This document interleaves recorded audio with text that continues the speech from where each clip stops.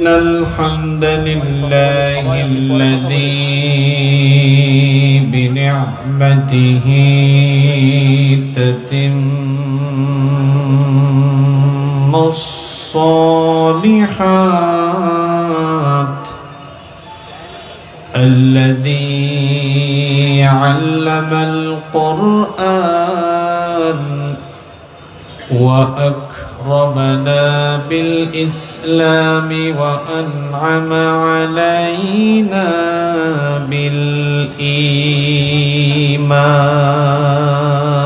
بالإيمان نستغفره ونتوب إليه وأشهد أن لا إله إلا الله وحده لا شريك له وأشهد أن سيدنا وسندنا وحبيبنا وطبيب أرواحنا محمدا عبد الله ورسوله أرسله بالحق بشيرا ونذيرا وداعيا إلى الله بإذنه وسراجا وقمرا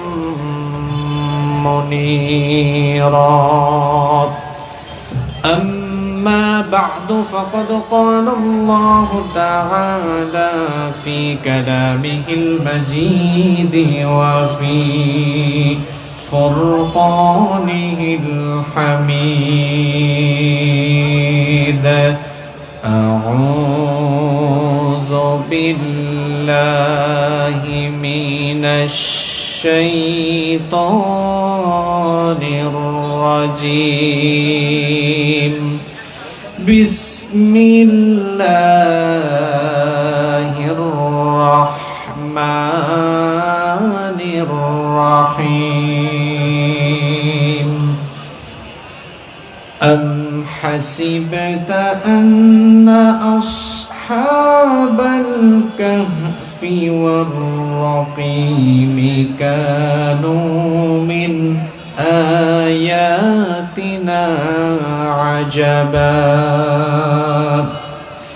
إذ أوى الفتية إلى الكهف فقالوا ربنا آتنا من لدنك رحمة وهيئ لنا من أمرنا رشدا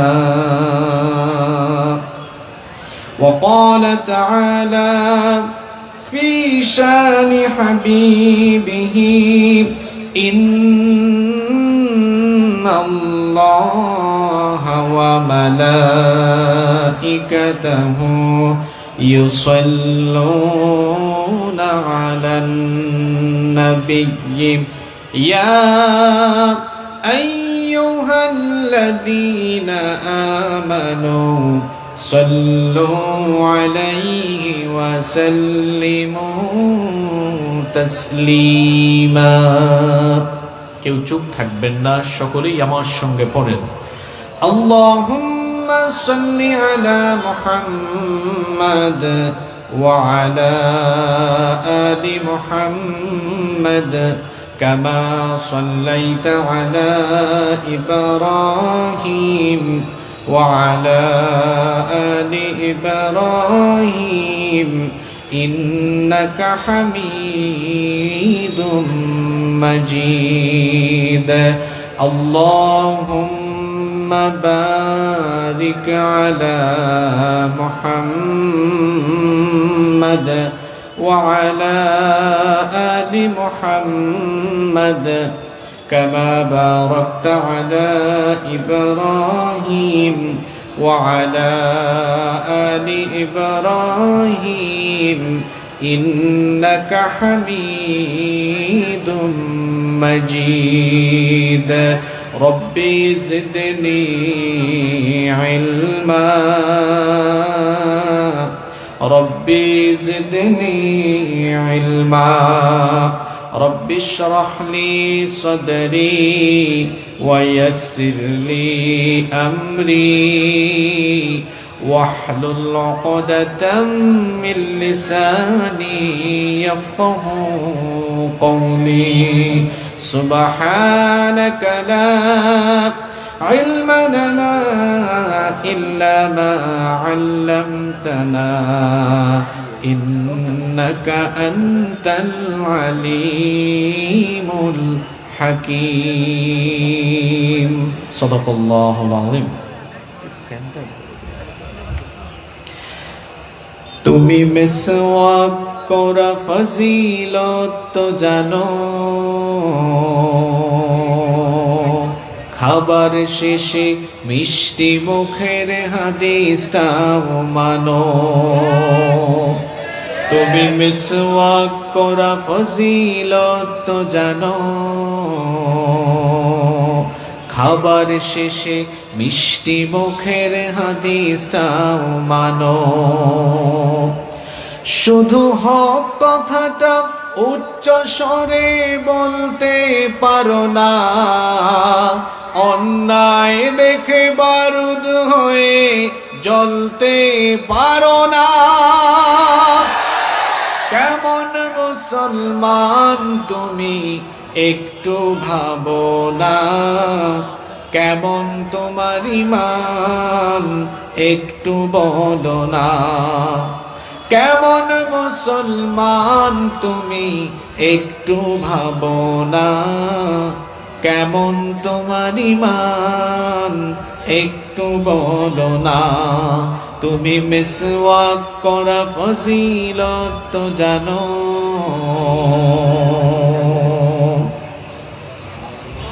তুমি যে কালিমার দাওয়াত দিলে বুকে টেনে তুলে দেখো সেই কালিমার দাওয়াত দিয়ে কত জনা যে জেলে তুমি যে কোরআনের ওয়াজ করলে হাদিয়া তোহফা মিলে দেখো সেই কিতাবের ব্যাখ্যা লিখে কেউ ফাঁসিতে ঝোলে তুমি দুনিয়ার মোহে জীবনের মায়া ছাড়তে পারো না তুমি দুনিয়ার মোহে জীবনের মায়া ছাড়তে পারো না প্রভুর রাগে প্রাণ বিলিয়ে দিতে জানো না কেমন মুসলমান তুমি একটু ভাবো না কেমন তোমার ঈমান একটু বলো না তুমি মিসওয়াক করা ফজিলত তো জানো খাবার শেষে মিষ্টি মুখের হাদিসটাও মানো যারা দিবস জামি যায় লড়ে যায় দিন কায়েমের তরে তুমি তাদেরকেও জঙ্গি বলো বাতিলের সুর ধরে ফতোয়া দিয়ে উম্মার মাঝে বিভক্তি শুধু বাড়াও নিজেকে ভাবো হক বাকিরা ভুলেই নীতিটা ছড়াও তুমি ভাঙনের খেলা খেলতে জানো গড়তে জানো না তুমি ভাঙনের খেলা খেলতে জানো গড়তে জানো না খোদার রজ্জু আঁকড়ে ধরে থাকতে জানো না কেমন মুসলমান তুমি একটু ভাবো না কেমন তোমার ঈমান একটু বলো না তুমি মিসওয়াক করা ফজিলত তো জানো খাবার শেষে মিষ্টি মুখের হাদিসটাও মানো।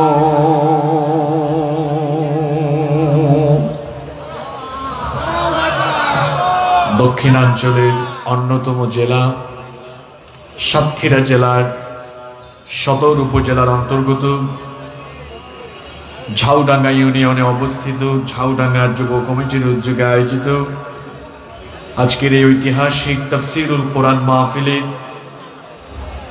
মুহতারাম শ্রদ্ধাভাজন সভাপতি, বিশিষ্ট শিক্ষাবিদ, মানুষ গড়ার কারিগর, অত্র অঞ্চলের অন্যতম শ্রেষ্ঠ বিদ্যাপীঠ ঝাউডাঙ্গা কলেজের সম্মানিত প্রিন্সিপাল, আমাদের সকলের শ্রদ্ধাভাজন ব্যক্তিত্ব জনাব মোহাম্মদ খলিলুর রহমান, আতালাল্লাহু উমরাহু ওয়া বারাকাল্লাহু ফি হায়াতিহি। আমরা সকলে পড়ি আমিন।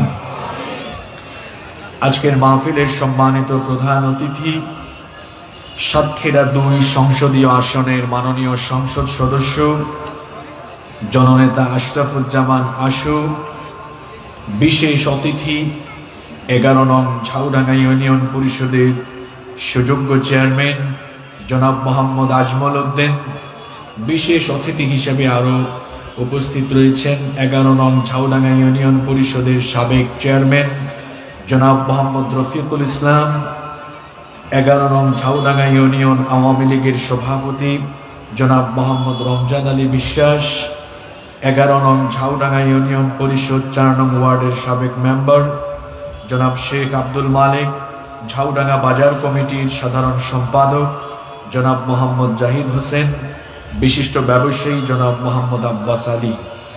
আল্লাহ তাআলা সকলকে দ্বীনের জন্য, কোরআনের জন্য কবুল করে নেন। আমরা সকলে পড়ি আমিন। আমার ডান পাশে বসে আছেন অসংখ্য অগণিত আলেমের উস্তাদ, আমাদের উস্তাদ তুল্য আলেমে দ্বীন, এই ঝাউডাঙ্গা তথা সাতক্ষীরা অঞ্চলের সর্বজন শ্রদ্ধেয় আলেমে দ্বীন, ঝাউডাঙ্গা ফাউদেল মাদ্রাসার সাবেক প্রিন্সিপাল হুজুর এসেছেন এবং আমার দেখা অত্যন্ত মুতাওয়াদা, বিনয়ী একজন মানুষ। আমরা দোয়া করছি আল্লাহ তাআলা ওনাকে হায়াতান তাইয়্যিবাহ, সিহহাতান কুল্লিয়া দান করে আরো দীর্ঘদিন আমাদের মধ্যে বাঁচিয়ে রাখুন, ঈমানের সাথে সুস্থতার সাথে রাখুন। আমরা বলি আমিন।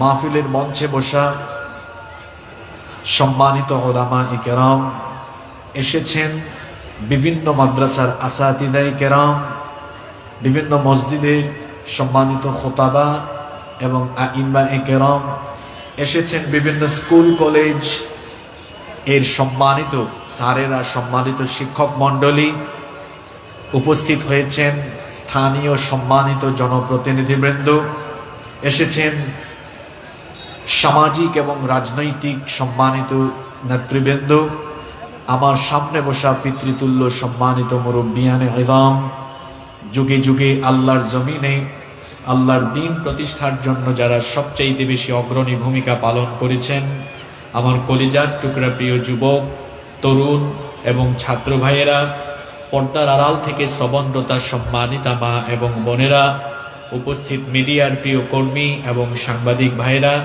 প্রশাসন এবং গোয়েন্দা সংস্থার সম্মানিত ভাইয়েরা, প্রিয় ঝাউডাঙ্গা তথা আমার প্রিয় সাতক্ষীরাবাসী, আপনারা সবাই কেমন আছেন? আমাকেও আপনারা জিজ্ঞেস করেছেন, এজন্য আপনাদের প্রতি কৃতজ্ঞতা জ্ঞাপন করছি। আলহামদুলিল্লাহ, আল্লাহ আমাকেও ভালো রেখেছেন, আমাদের সবাইকে সুস্থতার সাথে বাঁচিয়ে রেখে আজকের এই সুন্দর, নান্দনিক, বরকতময় এবং পবিত্র এই আয়োজনে আমাদেরকে শামিল হওয়ার তৌফিক যিনি দান করেছেন, গলার আওয়াজ বড় করে সবাই বলেন তো তিনি কে? সেই মহান রবের জন্য হৃদয়ের সবটুকু ভালোবাসা, আবেগ, অনুভূতিকে উজাড় করে দিয়ে খুশি মনে প্রাণবন্ত আওয়াজে উচ্চ কণ্ঠে কালিমাতুশ শুকর আদায় করে আমরা সকলেই পড়ছি আলহামদুলিল্লাহ। আমরা প্রশংসা করেছি কার? লাভ হয়েছে কার? এই ঝাউডাঙ্গার মানুষ যদি সবাই মিলে আমার গুণগান গান, আমার প্রশংসা করেন, তাহলে আপনাদের কোনো ফায়দা হবে না। এতে করে আমার সুনাম সুখ্যাতি ছড়িয়ে যাবে, আর আমিও মনে মনে খুশি হব। কোনো ব্যক্তি, বস্তু বা প্রতিষ্ঠানের প্রশংসা করলে যার প্রশংসা করা হয় তার বেনিফিট হয়, কিন্তু যিনি প্রশংসা করেন তার কোনো উপকার হয় না। কিন্তু আমরা যখন আল্লাহ সুবহানাহু ওয়া তাআলার প্রশংসা আদায় করি, কৃতজ্ঞতা আদায় করি, তার বিনিময়ে আল্লাহ তাআলা খুশি হয়ে আমাদেরকেই উপকৃত করেন, আমাদের আমলনামাকে তিনি খুশি হয়ে নেকি দিয়ে ফিল আপ করে দেন। সুবহানাল্লাহ। এজন্য আমরা সকল ভালো কাজ আরম্ভ করব কার নামে, আর সকল কাজে যার প্রশংসা করব তিনি কে? আল্লাহ আমাদেরকে বুঝার তৌফিক দান করেন, আমরা বলি আমিন। সম্মানিত উপস্থিতি, প্রিয় ঝাউডাঙ্গা, প্রিয় সাতক্ষীরাবাসী, সময় আমরা খুব কম পাবো। এজন্যে আমরা অপ্রাসঙ্গিক পারস্পরিক কথাবার্তা বলে আমরা পরিবেশকে বিনষ্ট করব না। গোটা বাংলাদেশের প্রতিটি মানুষ জানে এই সাতক্ষীরার মানুষ দ্বীনকে অত্যন্ত বেশি ভালোবাসে, তাদের হৃদয়ে তারা আল্লাহর কালাম কোরআনকে ধারণ করে। এজন্য বাংলাদেশের ম্যাক্সিমাম আলেমদেরকে আমরা বলতে শুনেছি, তারা বলেন এই সাতক্ষীরা, এই জনপদের মাটি, এটা নাকি ইসলাম এর ঘাঁটি। তো আমরা ইসলাম প্রিয় এই মানুষদের থেকে সুন্দর পরিবেশ আশা করি। আমরা প্রত্যাশা করি যে আমরা সবাই এখানে নিরিবিলি পরিবেশে ফুললি কনসেন্ট্রেট হয়ে আমরা আল্লাহর কালাম শুনবো। আমরা শুনতে এসেছি আল্লাহর কালাম, এটা কালামুল্লাহ মাজিদ। এই কিতাবের প্রতিটি কথা কার? এই কোরআনের সমাবেশে বসার একটা আদব আছে না নাই? কিভাবে কোরআনের আলোচনা শুনতে হয়, কোরআনে কারীমের আলোচনা শুনে উপকৃত হওয়ার জন্য কি করতে হয়, আল্লাহ তাআলা কোরআনে কারীমের মাধ্যমে আমাদেরকে তা জানিয়ে দিয়েছেন। রব্বুল আলামিন বলছেন, ওয়াইদা কুরিআল কুরআনু ফাসতামিউ লাহু ওয়া আনসিতু লাআল্লাকুম তুরহামুন। আর যখন কোরআন পাঠ হয়, অর্থাৎ কোরআনের আলোচনা হয়, তখন তোমাদের দায়িত্ব কি শোনো, ফাসতামিউ লাহু, দিলের কান দিয়ে কোরআন শ্রবণ করো, ফুললি কনসেন্ট্রেট হয়ে আল্লাহর কালামের কথাগুলো শোনো, পরিবেশকে বিনষ্ট করো না, অমনোযোগী হয়ে যাও না। 2 নাম্বার কাজ হলো ওয়ানসিতু, কিপ সাইলেন্ট, চুপচাপ হয়ে যাও, নীরব হয়ে যাও, কোনো কথাবার্তা বলো না। কারণ যেখানে আল্লাহর কালামের কথা চলে, সেখানে আল্লাহর গোলামের কথার কোনো দাম থাকতে পারে। এজন্য আল্লাহ বলেছেন, যখন কোরআন শুনবা 2টো কাজ করবা। নাম্বার 1, দিলের কান দিয়ে মনোযোগী হয়ে আল্লাহর কালাম শ্রবণ করো। আর 2 নাম্বার হলো নীরব হয়ে যাও, চুপচাপ হয়ে যাও। এই 2টো কাজ যদি তোমরা করতে পারো, আল্লাহ তাআলা বলছেন লাআল্লাকুম তুরহামুন, সম্ভবত আশা করা যায় তোমাদের উপরে আল্লাহর রহমত আসবে। আল্লাহর রহমত পেতে হলে আপনারা কয়টা কাজ করবেন? আরেকটু জোরে বলা যাবে?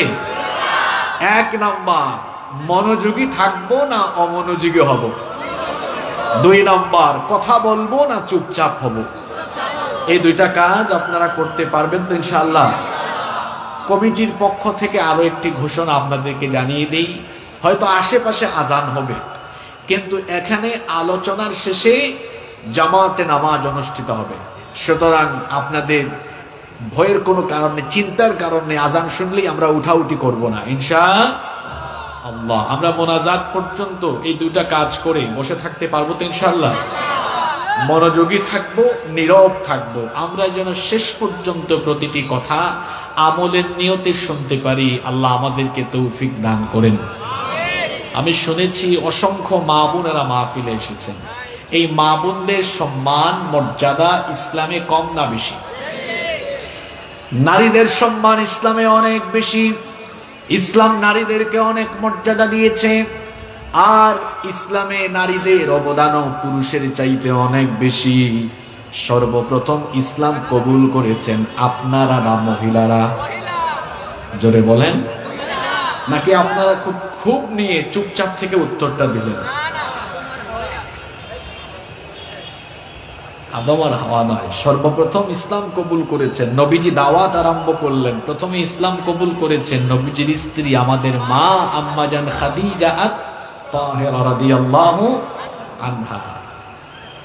আপনার স্ত্রী আপনাকে ভালোবাসতে পারে, আপনাকে টেক কেয়ার করতে পারে, আপনার আনুগত্য করতে পারে, আপনাকে সম্মান করতে পারে, কিন্তু আপনার উপর ঈমান আনা এটা কিন্তু সহজ কথা নয়।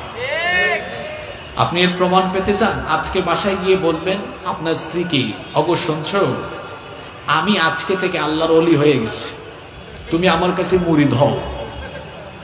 ভাবি কি বলবে শুনবেন আপনার? তুমি যে কি জাতের মানুষ এটা আমার চাইতে ভালো আর এলাকার কেউ জানে। যত বড় হুজুর হন আর খেজুর হন, বউয়ের কাছে সবাই ধরা। যে উপজেলা চেয়ারম্যান হন আর এমপি হন আর মন্ত্রী হন, বউয়ের কাছে সবাই ধরা। ঠিক আছে কথা?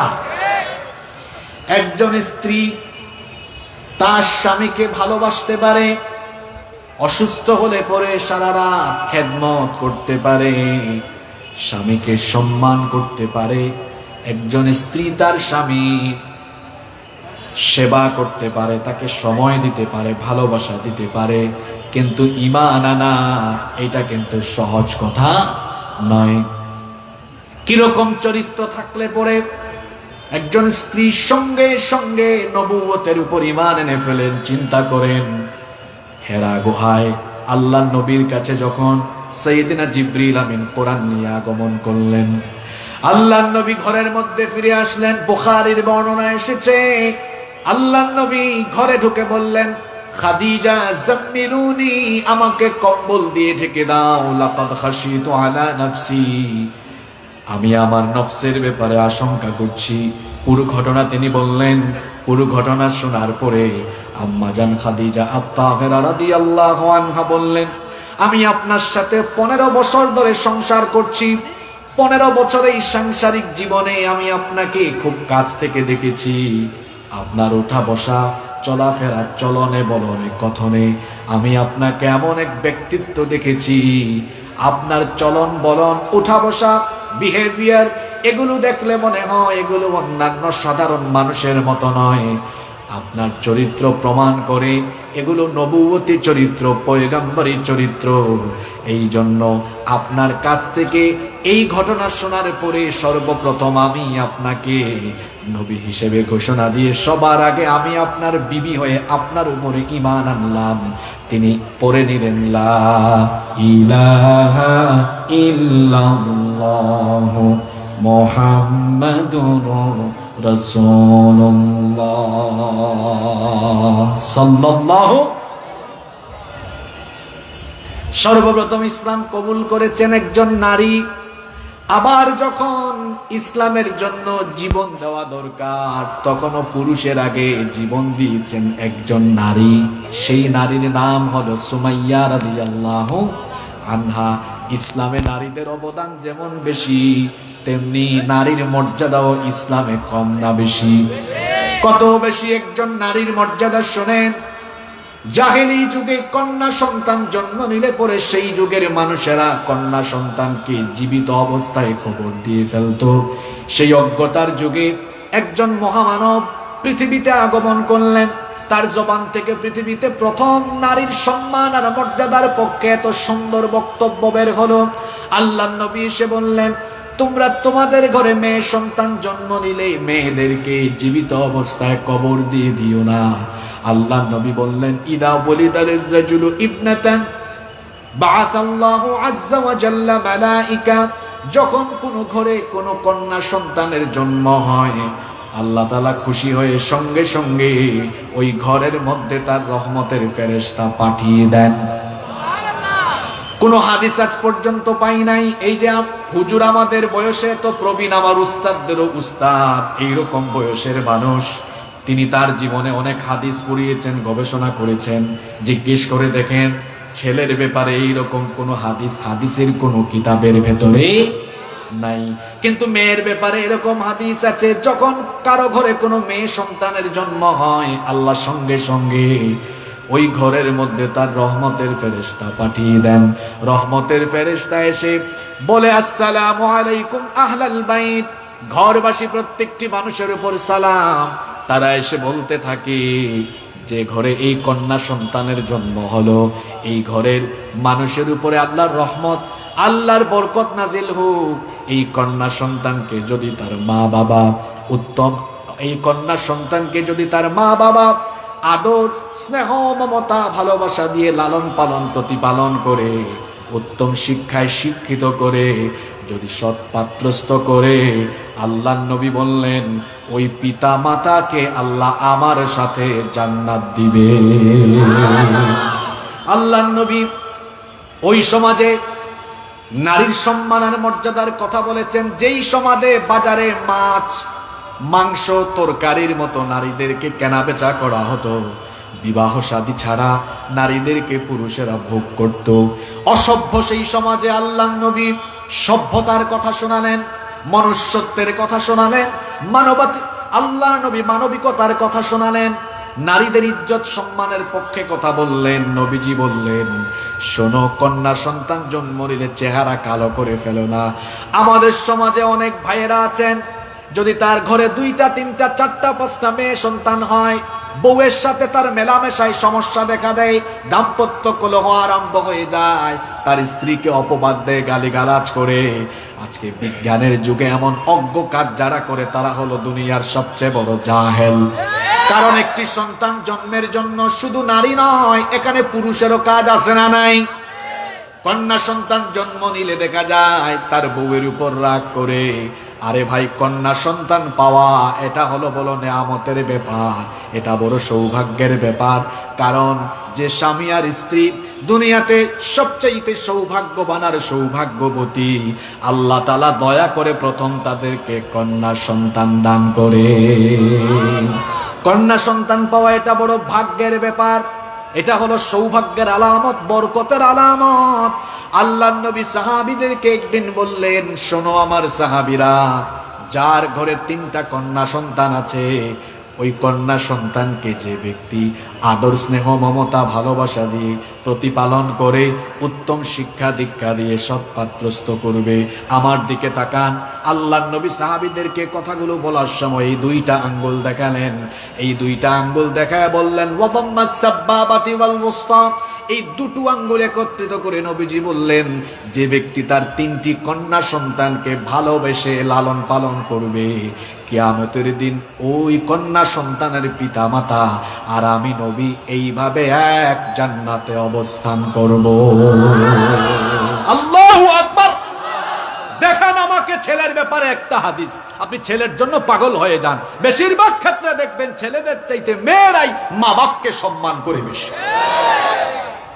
এক সাহাবী দাঁড়িয়ে গেলেন, সাহাবী বললেন, নবী গো, আমার তো 3 জন নাই, 2 জন আছে, আমি কি আপনার সাথে জান্নাতে থাকতে পারবো না? নবীজি বললেন, হ্যাঁ, তুমিও আমার সাথে জান্নাতে থাকবে। বলছিলাম ইসলাম নারীকে কেমন মর্যাদা দিল, কন্যা হিসাবে দিল, এরপরে আপনি তাকে শিক্ষা দীক্ষা দিবেন। নবীজির জবান থেকে নারী শিক্ষার কথা পৃথিবীর জমিনে প্রথম বের হয়েছে। আজ আমার সমাজে নাস্তিক পাড়ায় কিছু বাম রামদের মুখ থেকে নারী শিক্ষার কথা শোনা যায়। এরা ইতিহাস সম্পর্কে অজ্ঞ, এরা ইতিহাস ভালো করে জানে না। আল্লাহর নবী বললেন, তলাবুল ইলমি ফরিদাতুন আলা কুল্লি মুসলিমিন ওয়া মুসলিমা। প্রত্যেক নরনারীর জন্য জ্ঞানার্জন ফরজ। আল্লাহর নবীর দারসে আম্মাজান আয়েশা রাদিয়াল্লাহু আনহা উপস্থিত থাকতেন। এখানে অনেক মুহাদ্দিস সাহেবরা হয়তো এসেছেন, জিজ্ঞেস করেন আম্মাজান আয়েশা রাদিয়াল্লাহু আনহা থেকে অনেকগুলো হাদিস বর্ণিত হয়েছে। নারীদের অনেক অবদান শিক্ষা ক্ষেত্রেও আছে। ইসলাম নারীকে শিক্ষা ক্ষেত্রে অধিকার মর্যাদা দিয়েছে, বিবাহ শাদীতেও ইসলাম নারীর অধিকার দিয়েছে, মর্যাদা দিয়েছে। একজন নারীকে যখন পুরুষ বিবাহ করবে, আল্লাহ বলেছেন মহরানা দিয়ে তারপরে সম্মানের সাথে বাড়িতে উঠায় আনো। আর একজন নারী তখন তার সর্বোচ্চ মর্যাদায় চলে যান বিবাহের পরে। তিনি যখন সন্তান জন্ম দেন, যখন মাতৃত্বের স্বাদ আস্বাদন করেন, যখন তিনি মা হয়ে যান, তখন তিনি সম্মান আর মর্যাদার সর্বোচ্চ আসনে সমাসীন হয়ে যান। ইসলাম তাকে এত মর্যাদা দিল, ইসলাম তাকে এত সম্মান দিল। একজন পুরুষ সারা জীবন স্যান্ডেল জুতা তার পায়ের তলায় থাকে, কিন্তু একজন নারী যখন মা হয়ে যান পায়ের তলায়, তখন স্যান্ডেল আর জুতা থাকে না। ওই মায়ের পায়ের তলায় আল্লাহ সন্তানের জন্য বেহেশত রেখে দিয়েছে। তাহলে বলেন, নারীদের মর্যাদা ইসলামে কম না বেশি? এই জন্য নারীদেরকে সম্মান করবেন তো আপনারা। যুবক ছেলেরা রাস্তাঘাটে মেয়েদেরকে দেখলে টিটকারি মেরো না, ইফটিজিং করো না। তুমি যে একটা মেয়েকে ইফটিজিং করো, টিজ করো, তোমার বোনকে কেউ এরকম টিজ করলে তোমার কেমন লাগবে? অসভ্য বদমাশ ছেলেদের মতো মেয়েদেরকে ডিস্টার্ব করো না রাস্তাঘাটে, নিজের চরিত্র ঠিক করো। আল্লাহ যুবকদেরকে কবুল করেন। যত মা বোনেরা এসেছেন, আল্লাহ সব মা বোনদের জীবনের গুনাহ মাফ করে দাও। আল্লাহ তাদেরকে আম্মা জান আয়েশা রাদিয়াল্লাহু আনহার মতো কবুল করে নাও। সম্মানিত ভাইয়েরা, আপনাদের কষ্ট হচ্ছে? আমি আপনাদের সামনে কোরআনুল কারীমের 18 নম্বর সূরা সূরাতু আল কাহাফের কয়েকটি আয়াত তিলাওয়াত করেছি। আজকে আমরা সূরা কাহাফ থেকে আলোচনা শুনবো ইনশাআল্লাহ। আমরা এই সূরা থেকে আলোচনা আরম্ভ করার আগে এই সূরার প্রাইমারি ইনফরমেশন, প্রাথমিক কিছু তথ্য আমরা জেনে নিব ইনশাআল্লাহ। এই সূরার নাম হলো সূরাতু আল কাহাফ। একজনও চুপ থাকবেন না, সবাই বলেন তো সূরার নাম কি?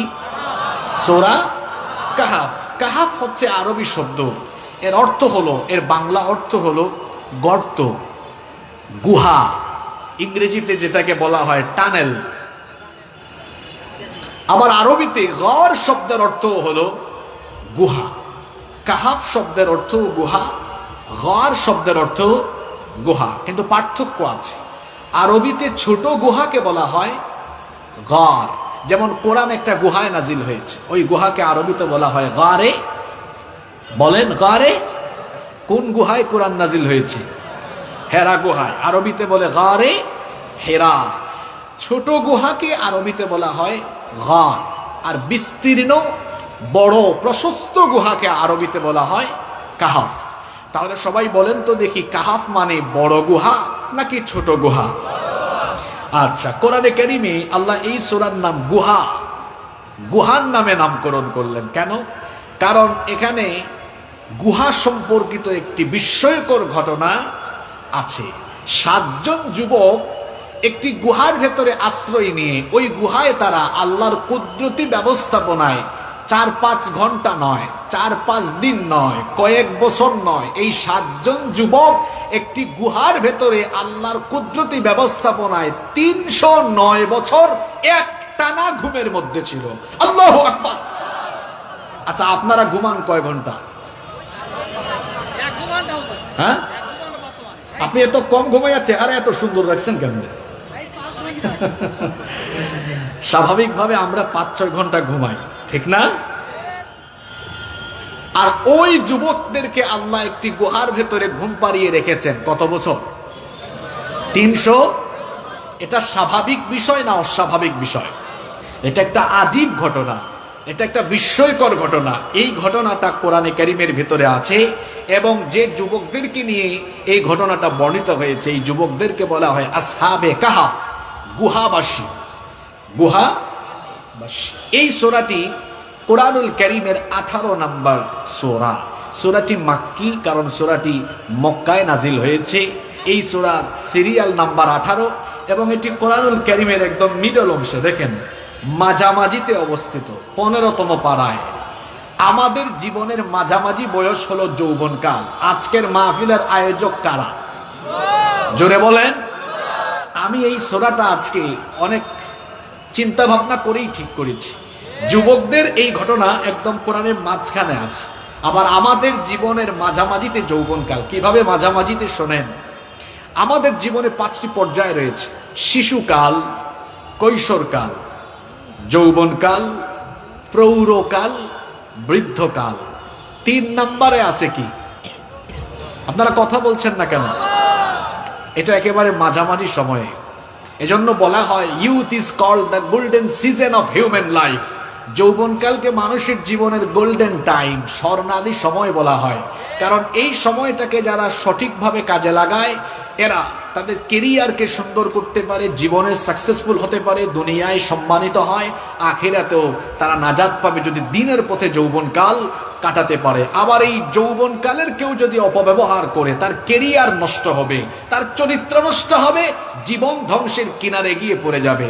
এজন্য যৌবনকালকে বলা হয় জীবনের সবচাইতে গুরুত্বপূর্ণ সময়, আর এটি একেবারে মাঝামাঝি সময়ে। এই সময়ে মানুষের শরীরে শক্তি কম থাকে না বেশি থাকে।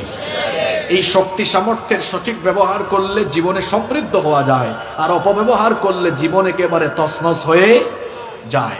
এজন্য যুবকরা হলো একটি সমাজ বা সভ্যতার মেরুদণ্ড। মেরুদণ্ড আছে কোথায় শরীরের? জোরে বলেন। মাঝখানে। মেরুদণ্ড বাঁকা হয়ে গেলে, মেরুদণ্ডে ঝামেলা হলে যেমন সোজা হয়ে দাঁড়ানো যায় না, একটি সমাজ সভ্যতার যুবকরা যদি নষ্ট হয়ে যায়, ওই সমাজ আর রাষ্ট্র কখনো মাথা উঁচু করে দাঁড়াতে পারে না। এজন্য আজ আমার দেশের যুব সমাজকে, আমার দেশের তরুণ সমাজকে নষ্ট করার জন্য, চরিত্রহীন করার জন্য ইসলাম বিরোধী গোষ্ঠী অপকৌশল অপচেষ্টায় রত রয়েছে। আমাদের যুবকদেরকে সচেতন হতে হবে, সাবধান হতে হবে।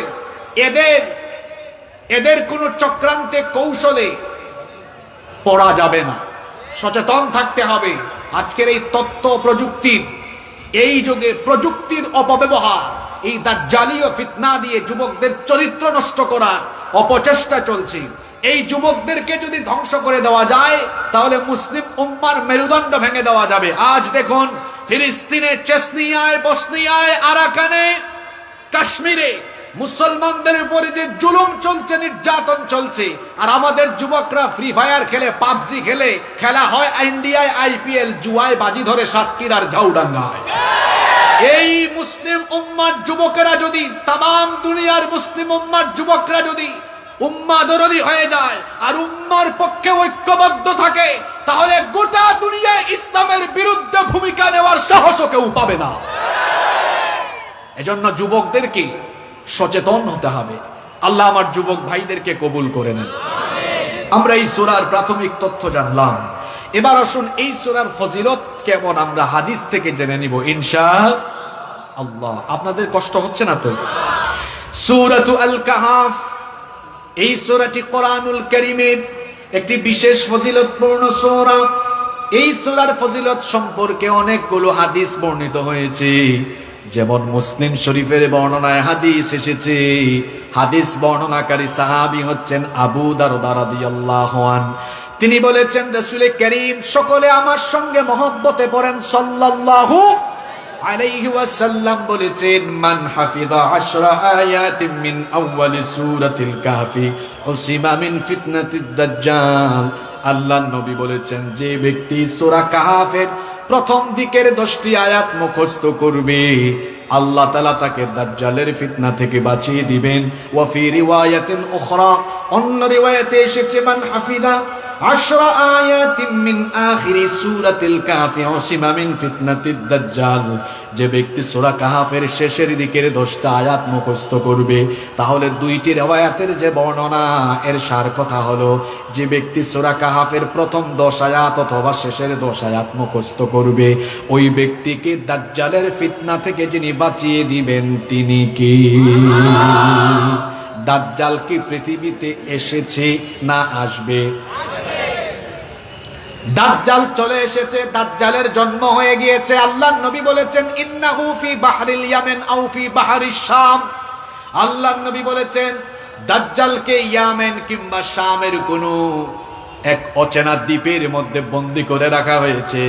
তামিমদারির লম্বা হাদিস আছে, যেই তামিমদারি 30 জন লোককে নিয়ে, লাখাম আর জুজাম গোত্রের 30 জনকে নিয়ে নৌ ভ্রমণে বের হয়েছিলেন। দাজ্জালের সাথে তাদের কথোপকথন হয়েছে। দাজ্জালকে একটি অচেনা দ্বীপের মধ্যে আল্লাহ শিকল বন্দী করে রেখেছেন। দাজ্জাল চলে এসেছে, দাজ্জালের জন্ম হয়েছে, কিন্তু দাজ্জালকে আল্লাহ বন্দী করে রেখেছেন পৃথিবীতে। দাজ্জাল হঠাৎ করে আত্মপ্রকাশ করবে, জন্ম হয়েছে কিন্তু আত্মপ্রকাশ করবে পরে।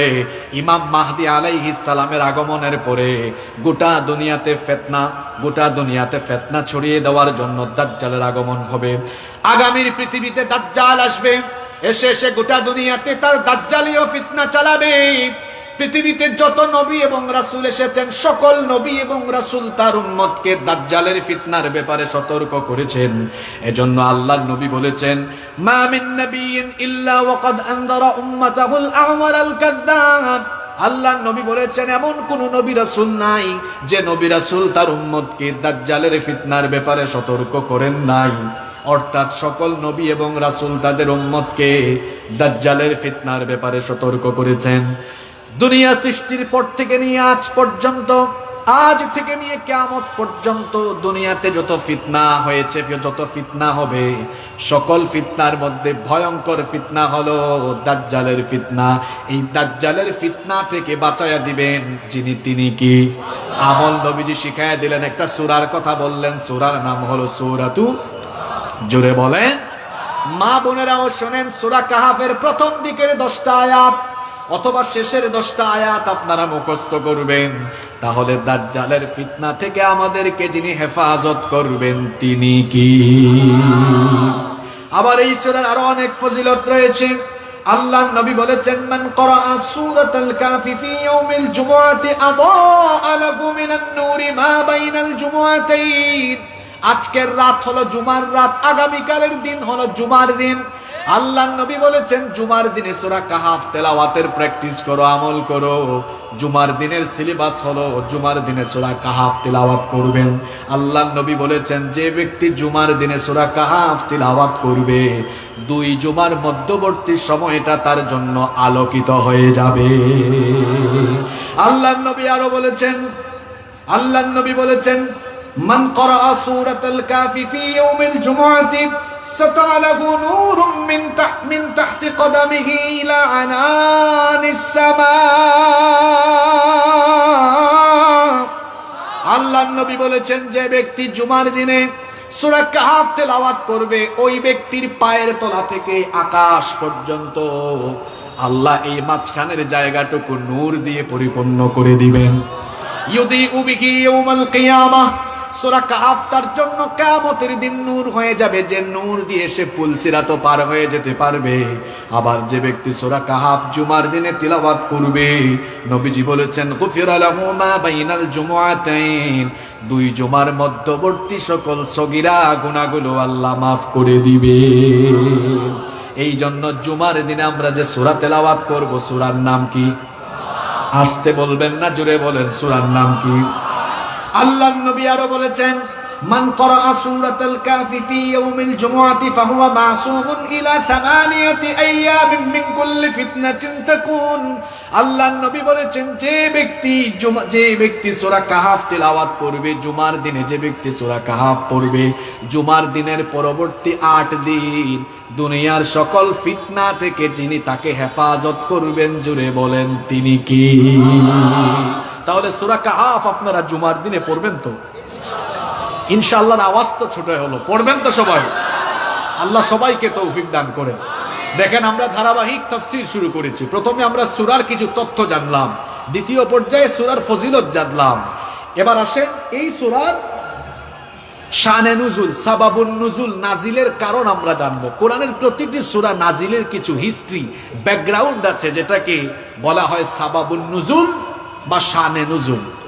এই সূরা নাজিল হওয়ার পেছনে একটি বিরাট বড় কারণ আছে। কোন পরিস্থিতিতে, কোন প্রেক্ষাপটে এই সূরা নাজিল হলো শুনেন। এই সূরাটি আল্লাহর নবীর মাক্কি জিন্দেগীর মাঝামাঝি সময়ে নাজিল হয়েছে। আল্লাহর নবীর নবুয়তি জীবনকে 2 ভাগে ভাগ করা হয়। তিনি 13 বছর মক্কায় ছিলেন, এই জন্য 13 বছরের মক্কার জীবনকে বলা হয় মাক্কি জীবন। এরপরে হিজরত করে মদিনায় চলে গেলেন, পরবর্তী 10 বছর ওফাতের আগ পর্যন্ত মদিনায় থাকলেন, এই জন্য ওই সময়টাকে বলা হয় মাদানী জীবন। বুঝতেছেন তো আপনারা? তাইলে একটা হলো মাক্কি জীবন আর একটা হলো মাদানী জীবন। এই সূরা আল কাহাফ, এটা নবীজির মাক্কি জিন্দেগির একেবারে মাঝামাঝি সময়ে নাজিল হয়েছে। তখন ইসলাম আর মুসলমানদের উপরে চরম সংকট, চরম দুর্দিন চলছে। মাঝামাঝি সময়ে চতুর্দিকে নির্যাতন, নিপীড়ন, ভয়াবহ এক অবস্থা।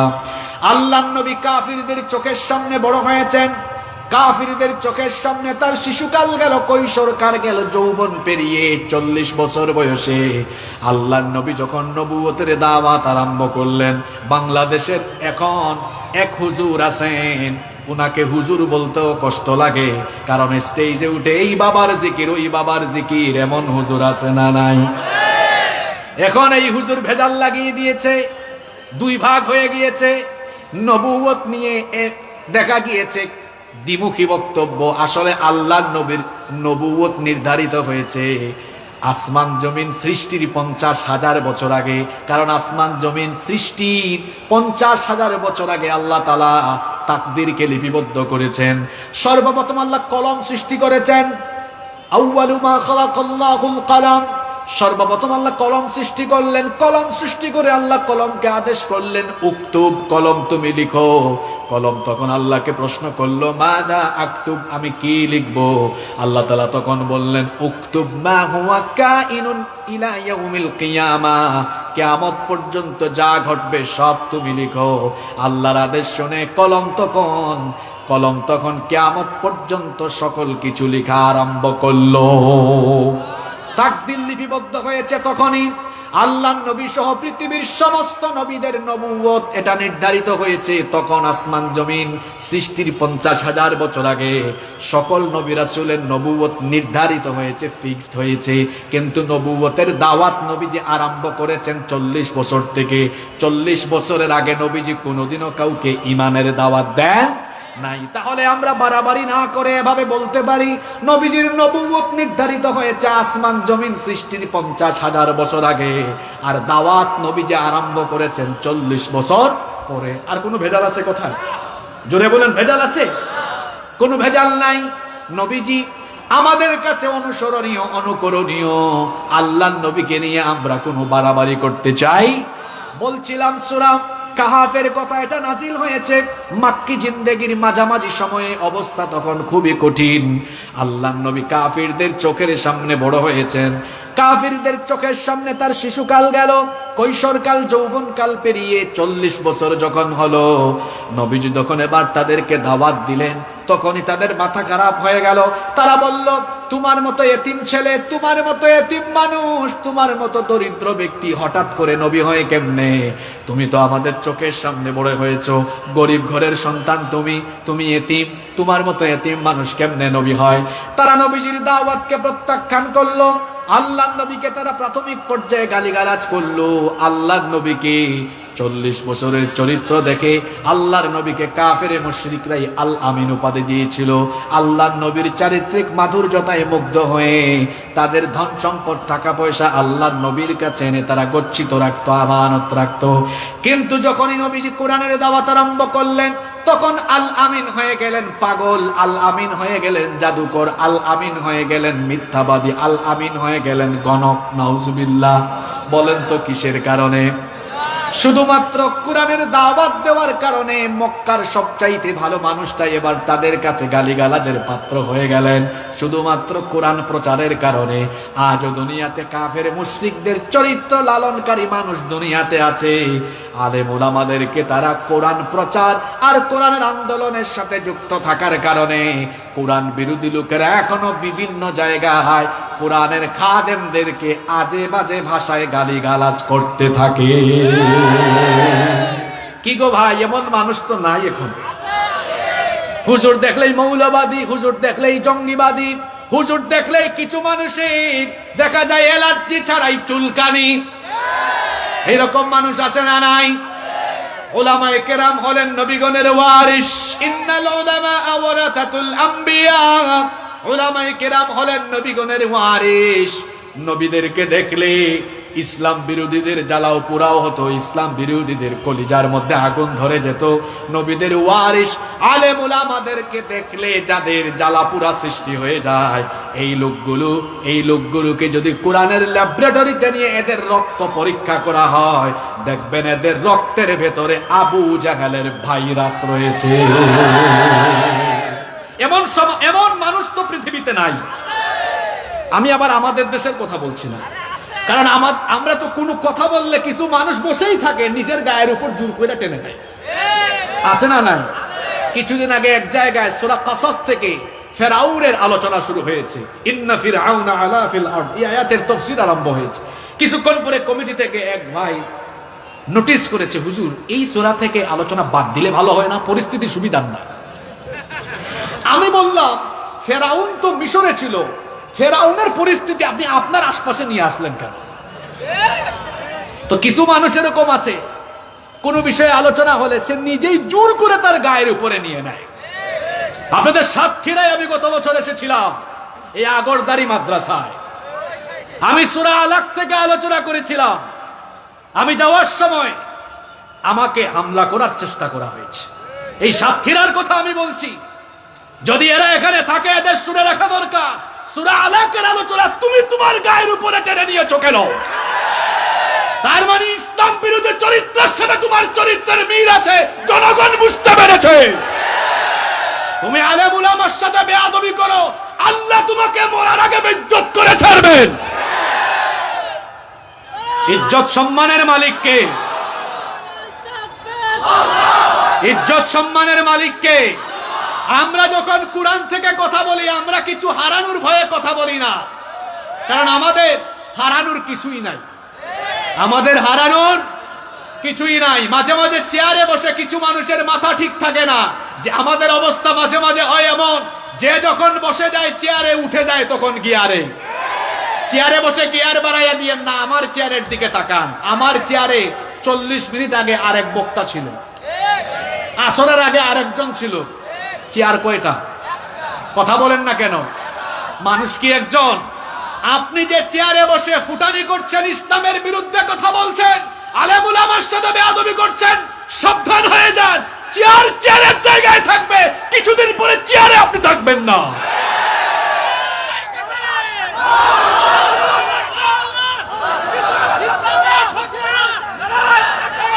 বেশি ফুটানি দেখায়েন না। বেশি ফুটানি দেখালে টাকলা মুরাদের মতো পরিণতি হবে। কি বলেছিল? ইসলাম রাষ্ট্র ধর্ম থাকবে না। পাগলা, ইসলাম তো ঠিকই আছে, তুই নাই। তোর মন্ত্রিত্ব গেল, তারপরে তার এমপি নমিনেশনও গেল, তারপরে সে দাঁড়ালো, তার বান্ধবীর সাথে মার্কা মিলাইয়া ট্রাক মার্কা নিয়ে আসলো। বান্ধবী চিনেন তো? দুজনের ট্রাকই রাস্তা থেকে খাদে পড়ে গেল। আপনারা আমার কথাগুলোকে ভিন্ন খাতে প্রবাহিত করবেন না। আমি যেটা বুঝাতে চেয়েছি, এই দেশে আপনি যাই করেন না কেন, এদেশের মানুষের ধর্মীয় সেন্টিমেন্ট বুঝে আপনাকে কাজ করতে হবে। আপনি যতক্ষণ ইসলামের পক্ষে থাকবেন, এদেশের মানুষ আপনাকে সম্মানের সাথে চেয়ারে বসায় রাখবে। যখন আপনি ইসলামের বিরুদ্ধে চলে যাবেন, এদেশের মানুষ আবার টাকলার মতো জোর করে একেবারে নামায়া বেইজ্জত করে ছাড়বে। এজন্য আমরা ইসলামের পক্ষে থাকব। আমাদের সম্মান বাড়ায় দিবেন কে? মর্যাদা বাড়ায় দিবেন কে? আল্লাহ আমাদেরকে বুঝার তৌফিক দান করেন। বলছিলাম, আল্লাহর নবীকে কাফিররা গালিগালাজ করত, কিসের দাওয়াতের কারণে? জোরে বলেন। তাহলে বুঝা গেল, কোরআনের আন্দোলনের পথে চলে কোরআনের দাওয়াত দিলে গালিগালাজ আসতে এটা অস্বাভাবিক কিছু। এত গালিগালাজ করে কিন্তু নবীজি দাওয়াত থামান না। এবার তারা শারীরিক নির্যাতন আরম্ভ করলো। আহারে সাফা পাহাড়ে কাফির মুশরিকের দল নবীজিকে রক্তাক্ত করলো। শুধু তাই নয়, আল্লাহ নবীর সাহাবীদের উপরও নির্যাতন আরম্ভ হলো, কিন্তু নবীজি দাওয়াত থামান না। কাফের মুশরিকরা মিটিং ডাকলো। মিটিং ডাকার পরে তারা পারস্পরিক নেতারা কথা বলল, শোনো। তারা বলল, মুহাম্মদ, আমরা বলি সাল্লাল্লাহু আলাইহি ওয়াসাল্লামকে আমরা কোনোভাবেই থামাতে পারছি না। আমরা যতই থামাতে চাই, সে আরো বেশি দাওয়াতি কাজ করে। কেমনে থামাবো? সে যে বলে সে নাকি নবী, তাকে নাকি নবুয়ত দেওয়া হয়েছে, আসমানি কিতাব নাজিল হয়। আমরা তো নবুয়ত বুঝি না, আসমানি কিতাবও আমরা বুঝি না। শুনেছি মদিনায় ইহুদি আলেমরা আছে, ইহুদি পণ্ডিতরা আছে। চলো আমাদের কিছু প্রতিনিধিকে আমরা মদিনায় পাঠাই, সেখানে গিয়ে ইহুদি পণ্ডিতদের সাথে তারা কথা বলুক। নবুয়ত আর আসমানি কিতাব তারা বুঝে, তারা আমাদেরকে ভালো কিছু পরামর্শ দিতে পারে।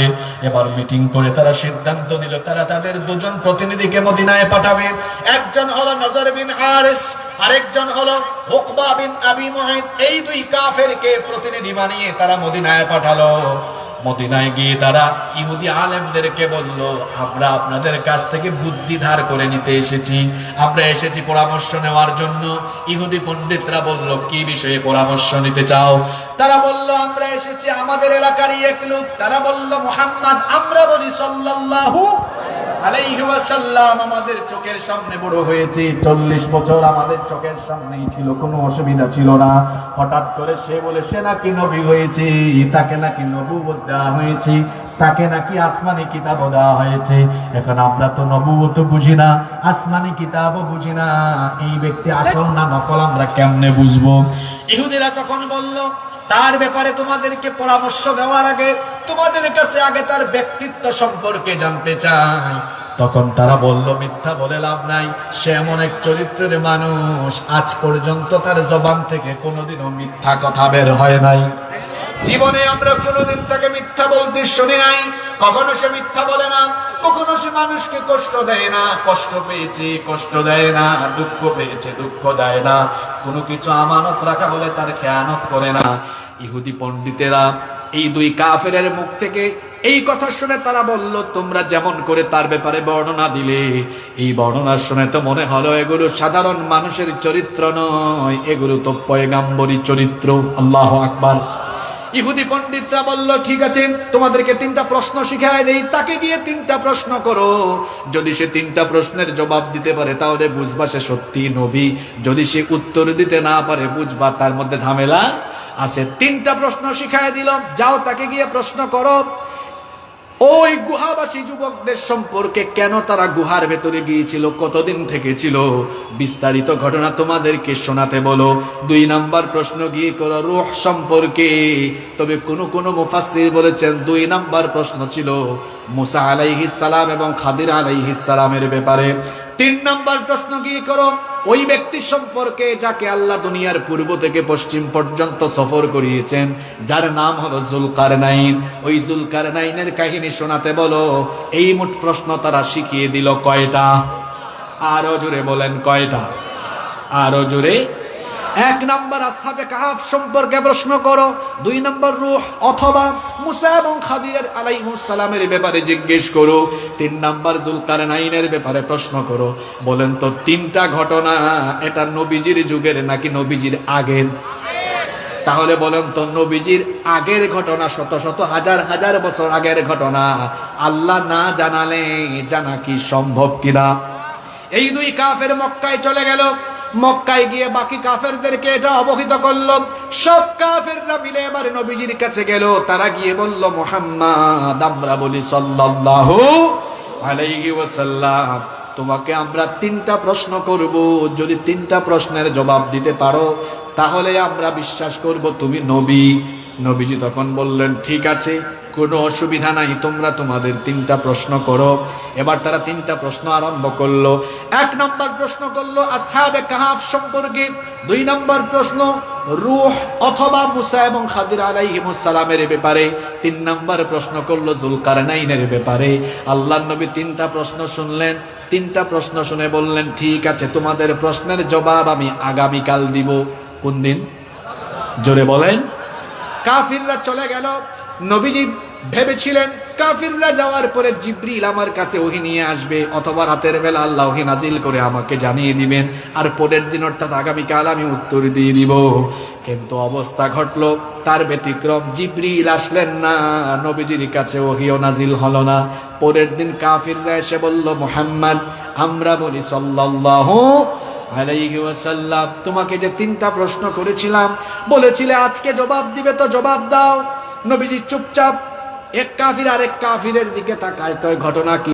বুঝছি এতদিন পরে মনে হয় ধরা খাওয়ার ব্যবস্থা হয়ে গেছে। নবীজি বললেন, শোনো, আজকে আমি উত্তর দিব না, তোমরা আগামীকাল আসো।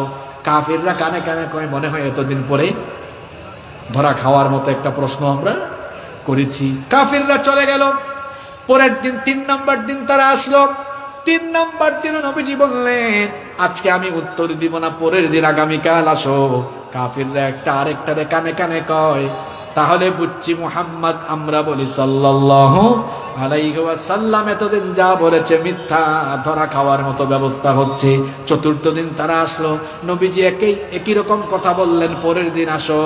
এই রকম করে একদিন, 2 দিন, 3 দিন, 4 দিন নয়, একটানা 15 দিন চলে গেল। জুড়ে বলেন কতদিন? ঘটনা শুনতেছেন তো আপনারা? একটানা 15 দিন চলে গেল।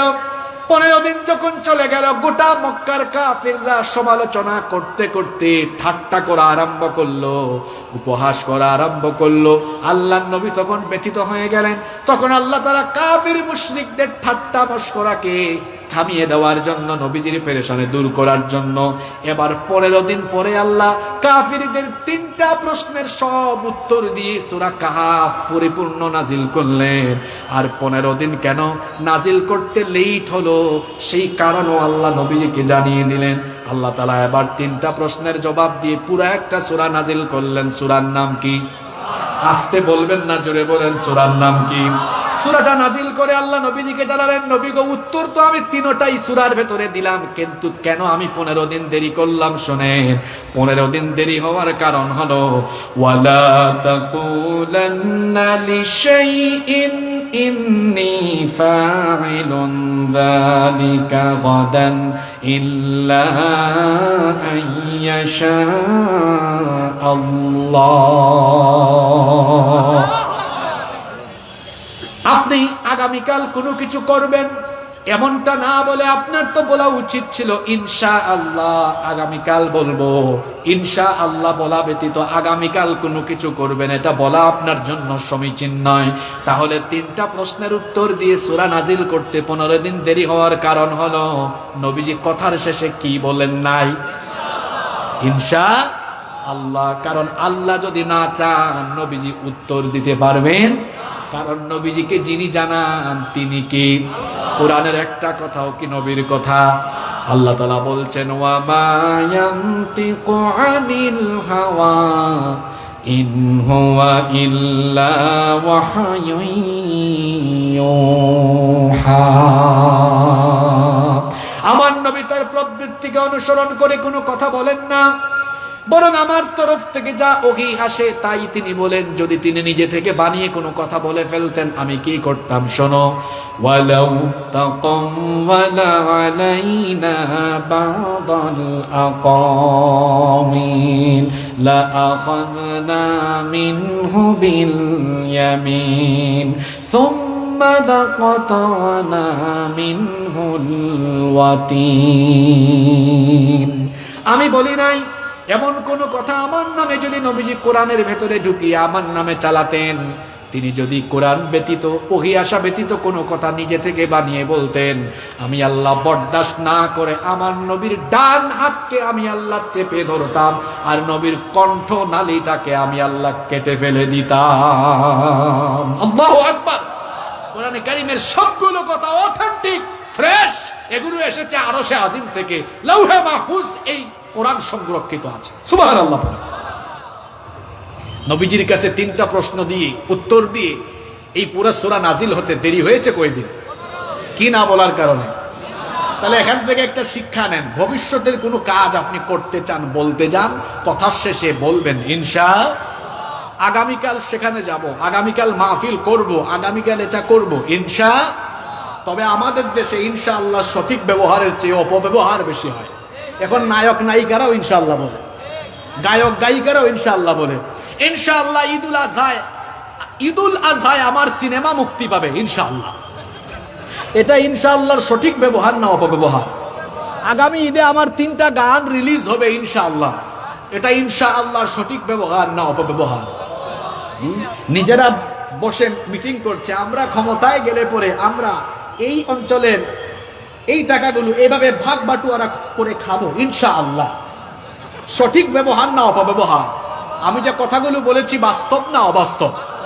বাস্তব না অবাস্তব? অপব্যবহার করা যাবে না।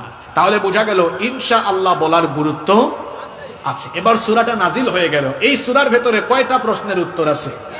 3টা প্রশ্নের উত্তর বলতে হলে এই মাঠে আমাকে ধারাবাহিক 3 বছর তাফসীর করতে হবে, নইলে বলা সম্ভব? আজকে আমরা একটা ঘটনা শুনবো, যেই ঘটনা সম্পর্কিত আজকের এই কমিটির মতো যুবকদের সাথে, যেই ঘটনা সম্পর্কিত আসহাবে কাহাফের সাথে। 20 মিনিটের মতো ধৈর্য থাকবে তো সবার? সবার ধৈর্য থাকবে তো? তাহলে এই সূরার ভেতরে 3টা ঘটনা আছে, কিন্তু আজকে আমরা যে আয়াত তেলাওয়াত করেছিলাম সেখানে একটা ঘটনা আছে। জানবো কয়টা ঘটনা? এখন এত কষ্ট করে লক্ষ লক্ষ টাকা খরচ করে মাহফিল আয়োজন করলেন, আর আমি 500 কিলোমিটার দূর থেকে এসে কিচ্ছা শোনায় যাব, আমার এই উদ্দেশ্য নয়। এই ঘটনা কোরআন থেকে শোনাবো, কারণ হলো এই ঘটনার মধ্যে সমসাময়িক চলমান বিশ্বের সাথে সম্পর্কিত অনেক কিছুর মিল আছে, আর এই আলোচনা থেকে, ঘটনা থেকে শিক্ষা নেওয়ার মতো বহু কিছু আমাদের জন্য আছে না নাই? তাহলে আপনারা সবাই মনোযোগী থাকবেন তো? আল্লাহ তাআলা এই সূরার শুরুতেই আসহাবে কাহাফ গুহাবাসী যুবকদের ঘটনার বর্ণনা দিয়েছেন। যেই ঘটনা ঘটেছে নবীজি দুনিয়াতে আসার আরো প্রায় 450 বছর আগে। কত বছর আগে? নবীজি দুনিয়াতে আসার কয়শো বছর আগের ঘটনা। কোন কোন মুফাসসির বলেছেন 400, কোন মুফাসসির বলেছেন 450, কোন মুফাসসির বলেছেন প্রায় 500 বছরের কাছাকাছি। আমরা বলতে পারি 400 বছর আগের ঘটনা। নবীজি দুনিয়াতে আসার আগেরই ঘটনা। নবীজি তো জানার কথা না। নবীজি প্রশ্নগুলো শুনে প্রথমেই টের পেয়েছিলেন এগুলো হয়তো বিস্ময়কর ঘটনা হবে। এজন্য আল্লাহ আসহাবে কাহাফের ঘটনা বলতে গিয়ে কিভাবে উত্তরটা আরম্ভ করলেন শুনেন। এই সূরার 9 থেকে 26 নম্বর আয়াত পর্যন্ত আল্লাহ তাআলা আসহাবে কাহাফের বর্ণনা দিয়েছেন। আল্লাহ তাআলা শুরু করলেন এভাবে, আম হাসিবতা আন্না আসহাবাল কাহফি ওয়ার রাকিম কানু মিন আয়াতিনা আজাবা। ও নবী, আপনি হয়তো ধারণা করছেন, আপনি হয়তো মনে করছেন গুহাবাসীদের ঘটনা এটা আমার নিদর্শন সমূহের মধ্যে একটা বিস্ময়কর ঘটনা হতে পারে। হ্যাঁ, সত্যি সত্যি এটা হলো আমার নিদর্শন সমূহের মধ্যে একটা বিস্ময়কর ঘটনা। এবার আল্লাহ ঘটনাটা আরম্ভ করছেন। আল্লাহ বলছেন, ও নবী, কাফেররা আপনার কাছে জানতে চেয়েছে সেই ঘটনা আমি আপনার কাছে কিভাবে বয়ান করছি শুনেন। আল্লাহ তাআলা নবীজিকে বললেন, নাহনু নাকুসসু আলাইকা আহসানাল কসাস নাহনু নাকুসসু আলাইকা নাবাহুম বিল হাক্কি ইন্নাহুম ফিতয়াতুন আমানু বিরাব্বিহিম ওয়াজিদনাহুম হুদা। ও নবী, আমি আপনাকে সেই ঘটনা সত্য সহকারে শুনিয়ে দিচ্ছি, সত্য সহকারে জানিয়ে দিচ্ছি। তারা যে ঘটনাটি জানতে চেয়েছে, ইন্নাহুম ফিতয়াতুন আমানু, নিশ্চয়ই তারা ছিল কয়েকজন যুবক। এটা ছিল কয়েকজন যুবকের ঘটনা। আল্লাহ তাআলা বলছেন, ইন্নাহুম ফিতয়াতুন আমানু, নিশ্চয়ই তারা ছিল কয়েকজন বুরানা যুবক। জোরে বলেন। তারা ছিল কয়েকজন যুবক। এরা কি করেছিল? আল্লাহ তাআলা বলছেন, আমানু বিরাব্বিহিম ওয়াজিদনাহুম হুদা। তারা ঈমান এনেছিল তাদের রবের উপরে। তাদের ঈমান আনয়নের পদ্ধতি এত ভালো লেগেছিল, এজন্য আল্লাহ তাদের হিদায়াত আরো বাড়িয়ে দিয়েছিলেন। এই 7 জন যুবক ঈমান এনেছিল কার উপরে? আস্তে বলবেন না, জোরে বলেন, কার উপরে? এটি ছিল আল্লাহর নবী দুনিয়াতে আসার 400-450 বছর আগের ঘটনা। তাফসীর ইবনে কাসিরের ভেতরে এই ঘটনাটি এবং আল বিদায়া ওয়ান নিহায়ার ভেতরেও ঘটনাটি সুন্দর করে চমৎকার করে বর্ণিত হয়েছে। রোম সাম্রাজ্যের অধিভুক্ত একটি রাষ্ট্রের জালিম একজন বাদশা ছিল, যার নাম ছিল দাকিয়ানুস। এই দাকিয়ানুস বাদশার রাষ্ট্রের মধ্যে ঈমান আনা যেত না। যারা ঈমান আনতো তাদের উপরে সে হায়নার মতো ঝাঁপিয়ে পড়তো, তাদের উপরে নির্যাতন করত, নিপীড়ন করত। দাকিয়ানুস বাদশার মতো জালিম এখনো দুনিয়াতে আছে, যারা ঈমানদারদেরকে দেখলে, ঈমানি আন্দোলন দেখলে পরে ওই মানুষদের উপরে এখনো পৃথিবীর বহু জায়গায় জালিমগুলো হায়নার মতো ঝাঁপিয়ে পড়ে। দাকিয়ানুস জালিম এই বাদশার রাষ্ট্রে আইন ছিল, কেউ আল্লাহর উপর ঈমান আনতে পারবে না, সবাইকে মূর্তি পূজা করতে হবে। মূর্তি পূজা বাধ্যতামূলক ছিল, না করলে পরে তাদেরকে তাদের বিরুদ্ধে অ্যাকশন না হতো, তাদের বিরুদ্ধে ব্যবস্থা গ্রহণ করা হতো, তার রাষ্ট্রে রাষ্ট্রীয়ভাবে একদিন মেলার আয়োজন করা হতো। সেই মেলায় পুরো দেশের শিশু কিশোর, যুবক যুবতী, আবাল বৃদ্ধ বনিতা সবাই হাজির হতো। সবাই সেখানে মূর্তির পূজা করত। সেই মেলায় সবাই হাজির হলো, সেই মেলার ভেতরে সবাই উপস্থিত। হঠাৎ করে একজন যুবক মেলাস্থল থেকে উঠে গেল। শুনতেছেন তো কাহিনী আপনারা? হঠাৎ করে একজন যুবক ওই মেলাস্থল থেকে উঠে গেল। উঠে এসে ওই মেলাস্থলের দূরে একটা গাছ ছিল, গাছের ছায়ার নিচে গিয়ে বসে রইল। কিছুক্ষণ পরে আরো একজন যুবক ওই মেলাস্থল থেকে উঠে ওই গাছের ছায়ার নিচে চলে গেল। এখন হইল কয়জন? এভাবে উঠতে উঠতে উঠতে উঠতে মোট 7 জন যুবক ওই গাছের ছায়ার নিচে গিয়ে বসে রইল। কিন্তু একজন যুবক আরেকজন যুবককে চিনে না, কারো সাথে কারো কোনো পরিচয়। নীরব হয়ে সবাই বসে আছে। এখন এক জায়গায় কথা না বলে তো বেশিক্ষণ থাকা যায় না।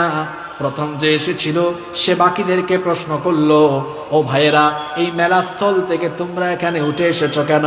বাকিরা উত্তর দিল, ভাই আপনি তো প্রথম এসেছেন, আপনি আমাদেরকে প্রশ্ন করার আগে আপনি নিজেই উত্তর দেন, আপনি কেন এসেছেন? এবার সেই ব্যক্তি সত্য কথা গোপন রাখলো না। সে ব্যক্তি বলে ফেললো, এই যে মেলার ভিতরে মানুষেরা মূর্তি নিজের হাতে তৈরি করে তার সামনে মাথা নত করে, যেটার সামনে মাথা নত করে ওইটার খালিক স্রষ্টা হলো তারা।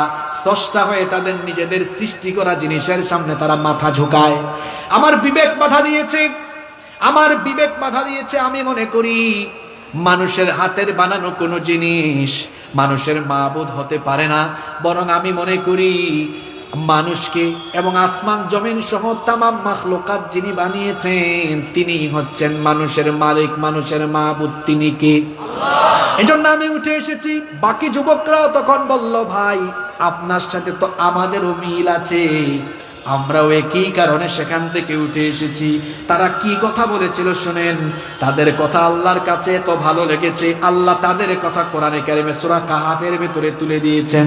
আল্লাহ তাআলা বলছেন, ওয়ারাবাতনা আলা কুলুবিহিম ইয ক্বামু ফাকালু রাব্বুনা রাব্বুস সামাওয়াতি ওয়াল আরদি লান নাদ'উয়া মিন দুনিহি ইলাহা লাকাদ কুলনা ইযান শাতাতা। তারা বলল, আল্লাহ বলছেন, আমি যাদের অন্তরে ঈমানকে বদ্ধমূল করে দিয়েছিলাম সেই 7 জন যুবক বলেছিল, রব্বুনা রব্বুস সামাওয়াতি ওয়াল আরদ, মূর্তিগুলো আমাদের মালিক নয়, আমাদের রব নয়। আসমান সমূহ আর জমিন যিনি বানিয়েছেন আমাদের রব হলেন তিনি। লাকাদ কুলনা ইযান শাতাতা, যদি আমরা এর ব্যতিক্রম কোনো কথা বলি তাহলে তো আমরা অন্যায় করে ফেলবো। তারা আরো বলেছিল, হাউলাই কওমুন ইত্তাখাযু মিন দুনিহি আলিহা লাউলা ইয়াতুনা আলাইহিম বিসুলতানিন বাইয়িন ফামান আযলামু মিম্মান ইফতারা আলাল্লাহি কাযিবা। তারা আরো বলেছিল, আমাদের এই সম্প্রদায়ের লোকেরা আল্লাহকে বাদ দিয়ে যাদেরকে ইলাহ হিসাবে গ্রহণ করেছে, কেন তারা এর পক্ষে কোনো দলিল পেশ করতে পারে না? যারা আল্লাহকে বাদ দিয়ে অন্য কোনো কিছুর উপাসনা করে এদের কাছে কোনো দলিল নাই, আছে শুধু যুক্তি, কোনো দলিল এদের কাছে নাই। এই 7 জন যুবক বলেছিল, ফামান আযলামু মিম্মান ইফতারা আলাল্লাহি কাযিবা, ওর চাইতে আর বড় জালেম কে হতে পারে যে আল্লাহর ব্যাপারে মিথ্যা রটায়। এই 7 জন যুবক যখন মেলাস্থল থেকে উঠে আলাদা হয়ে এই কথাগুলো বলতেছিল, জালিম বাদশা দাকিয়ানুসের গোয়েন্দাদের নজর তারা এড়াতে পারে নাই। প্রত্যেকটি রাষ্ট্রের গোয়েন্দা থাকে, তবে যেই রাষ্ট্রে জালিমরা ক্ষমতায় থাকে জালিমরা ওই রাষ্ট্রে গোয়েন্দাগিরি বেশি করায়। 2 জন 3 জন মানুষ একত্রিত হইলে কি আলোচনা হয় এদের ভেতরে? ফুডুর ফুডুর কুড়ুর কুড়ুর। যাও একটু গিয়ে দেখো। এই জন্য দেখবেন অনেক জায়গায় এমন আছে নাচ গান জুয়ার আসরে, সেখানে গিয়ে দেখে না ওরা কিছু করে কিনা, বরং কোরআনের মজলিসে কোরআনের সমাবেশে অনেক জায়গায় আছে এটা নিয়ে অনেকের মাথা ব্যথা থাকে। এখানে কি সন্ত্রাসের শিক্ষা দেওয়া হয়? এখানে কি বেয়াদবি শেখানো হয়? এখানে কি আজে বাজে কোনো জিনিস শেখানো হয়? আপনি গোয়েন্দাগিরি করতে চাইলে, আপনি বন্ধ করতে চাইলে গিয়ে দেশে জুয়ার আসর আছে, জুয়ার আসর বন্ধ করে দেন, নাচের আসর বন্ধ করে দেন, ক্যাসিনো বন্ধ করে দেন, যৌতুক বন্ধ করে দেন। আপনি জিনিস পান না, আপনি বন্ধ করার জিনিস পান না যেখানে মানুষকে আদব আখলাক শেখানো হয়। এখানে তাকায় দেখেন, সন্ধ্যা বেলায় যদি রাতের বেলা হয়তো আরো অনেক মানুষ, হয়তো হাজার হাজার মানুষেরা এসেছেন, এখানে কোনো বিশৃঙ্খলা আছে? এখানে যদি কোরআনের মাহফিল না হয়ে রাজনৈতিক বা সামাজিক সমাবেশ হতো, বিশৃঙ্খলা আর বিশৃঙ্খলা থাকতো। কোরআনের সমাবেশে কোনো বিশৃঙ্খলা নাই, কারণ প্রত্যেকেই এখানে দুনিয়াবি স্বার্থে আসেন নাই, এসেছেন কার প্রেমের টানে? এসেছেন আল্লাহর কোরআনের জন্য, এসেছেন আল্লাহর কোরআনের জন্য। কোরআনের মাহফিলে মানুষ কোন ব্যক্তির আকর্ষণে এসে সমবেত হয় না, এখানে যারা আসে প্রত্যেকে ইসলামকে ভালোবেসে আসে। আল্লাহ এগুলো বুঝার তৌফিক দান করে দেন। কোথায় ছিলাম মনে আছে? এই যুবকদের কথাবার্তা শুনে ফেলেছে কারা? হ্যাঁ, বেলাইনে চলে যাইয়েন না। কে শুনে ফেলেছে? কোন বাদশা? ওই দাকিয়ানুস, ওই জালেম বাদশার গোয়েন্দা। এরা কয়ে, কি রে তোরা এখানে কি করস? সবাই মেলায়, আর তোরা এখানে বুঝি একত্ববাদী রবের কথা বলিস। বাঁধ সবগুলারে, বাঁধ সবগুলারে, বাইন্দা নিয়ে গেছে কার সামনে? ওই জালিম বাদশা দাকিয়ানুসের সামনে। দাকিয়ানুস সব শোনার পরে বলল, কি রে তোদের এত বড় সাহস, তোরা নাকি আমার দেশে আমার রাষ্ট্রে একত্ববাদী রবের উপর ঈমান এনেছিস? যাদেরকে নিয়ে গেছে বাইন্দা, এরা কি বুড়া না যুবক? আপনাদের কি মনে হয় এই 7 জন খুব ভীতু? জোরে বলে। আপনারে ডিসি অফিসে নিয়ে যাক বাইন্দা, আপনি তো ওখানে পেশাব করে দেওয়ার মতো অবস্থা হবে। আর নিয়ে গেছে কার সামনে? জোরে বলে। এই যুবকদেরকে যখন প্রশ্ন করা হয়েছে, এরা তখন ভয় পায় নাই। জালিম বাদশার সামনেই তারা জবাব দিয়েছে, যা শুনেছেন সত্য শুনেছেন, আমরা একত্ববাদী রবের উপরে ঈমান এনেছি। আরে জালিমের সামনে কথা বলতে পারা, হক কথা বলতে পারা, এটা বড় জিহাদ। বলে ফেলেছে এরা। এই জালিম বাদশা তো নিজের রাগ আর কন্ট্রোল করতে পারে না। কয়, তোরা যদি আজকে বুড়া হইতি, এখনই শরীর থেকে কল্লা ফালাই দিতাম। কারণ বুড়া হয়ে গিয়েছিস, তার মানে তোর শরীরে শক্তি নাই, তোরে আমার দরকারও নাই। তোরা তো যুবক মানুষ, তোদেরকে আমার দরকার। এজন্য দেখবেন, যে কোনো ব্যক্তি, যে কোনো দল, সে তার নিজের স্বার্থে, ক্ষমতার স্বার্থে যুবকদেরকে কাছে টানতে চায়। ও যুবক ভাইয়েরা, তোমাদেরকে বলছি, তোমাদের এই যৌবন কোন নেতা খেতার সামনে পিছনে চামচামি করার জন্য দেওয়া হয় না। তোমাদেরকে আল্লাহ যৌবন দিয়েছেন, তোমাদের যৌবন আল্লাহর দ্বীনের পথে বিনিয়োগ করার জন্য। তুমি যে সামনে পিছনে চামচামি করো, তোমার কি পার্সোনালিটি, ব্যক্তিত্ব নাই? চামচামি ছাড়ো, নিজেকে ব্যক্তিত্ববান হিসেবে গড়ে তুলো। চামচামি ছাড়ো, ব্যক্তিত্ববান হিসেবে নিজেকে গড়ে তুলো। পারবা তো ইনশাআল্লাহ? কলেজে বিশ্ববিদ্যালয়ে যারা পড়ো, পড়াশোনা বাদ দিয়ে তোমরা, আমরাও তো, আমি মাদ্রাসায় পড়েছি, বিশ্ববিদ্যালয়ে পড়েছি, দেখেছি অনেকে কলেজ বিশ্ববিদ্যালয়ে পড়াকালীন সময়ে সামনে পিছনে চামচামি করতে দেখা যায়। তোমার এই ইয়াং বয়স চামচামি করার জন্য নয়, তোমার এই ইয়াং বয়স পড়াশোনা গবেষণা করে আগামীর পৃথিবীতে নেতৃত্ব দেওয়ার জন্য, যোগ্য হওয়ার জন্য তোমাকে দেওয়া হয়েছে। এটা কাজে লাগাও, আল্লাহ বুঝার তৌফিক দান করেন। এই 7 জন যুবক সত্য কথা বলেছে। এখন এই জালিম বাদশা বলল, যাও তোমরা যুবক মানুষ, অ্যাকশন সাথে সাথে নিব না, তোমাদেরকে 3 দিন সময় দিলাম। জোরে বলেন তো কয়দিন? 3 দিনের ভেতরে তোমরা তোমাদের সিদ্ধান্ত হয় পরিবর্তন করে ঈমান ছাড়বা, নইলে জীবনের মায়া ছাড়বা। অপশন কি দিল? হয় ঈমান ছাড়বা, আর যদি ঈমানের উপরে থাকো, জীবনের মায়া। কি মনে করেন পরিস্থিতি সহজ না কঠিন? ঈমানের উপর থাকলে জীবন থাকবে, আবার জীবনের মায়া করলে ঈমান থাকবে। একজন ঈমানদারের কাছে জীবন বড় না ঈমান বড়? জোরে বলেন। ইমানদারের কাছে জীবন বড় না ইমান বড়? এজন্য পয়গম্বরদের জীবনী আপনারা পড়ে দেখেন, সকল পয়গম্বরের উম্মতদেরকে যখন কাফির মুশরিকরা ধরেছে আর বলেছে তুই ঈমান ছাড় নইলে জীবনের মায়া ছাড়, তখন তারা দীপ্ত কণ্ঠে বলেছে জালিমের গোষ্ঠী, আমার কাছ থেকে জীবন কেড়ে নিতে পারবি, আমার কাছ থেকে আমার অমূল্য সম্পদ ঈমান তোরা কেড়ে নিতে পারবি না। সুমাইয়া রাদিয়াল্লাহু আনহা, আমার মা বোনেরা এখানে এসেছেন, সাতক্ষীরার মা বোনদেরকে বলতে চাই, আবু জেহেল বলেছিল সুমাইয়া তুই ঈমান ছাড়বি না তোর জীবনের মায়া ছাড়বি? আবু জেহেলকে তখন সুমাইয়া বলেছিল আমি ঈমান কখনো ছাড়তে পারবো না।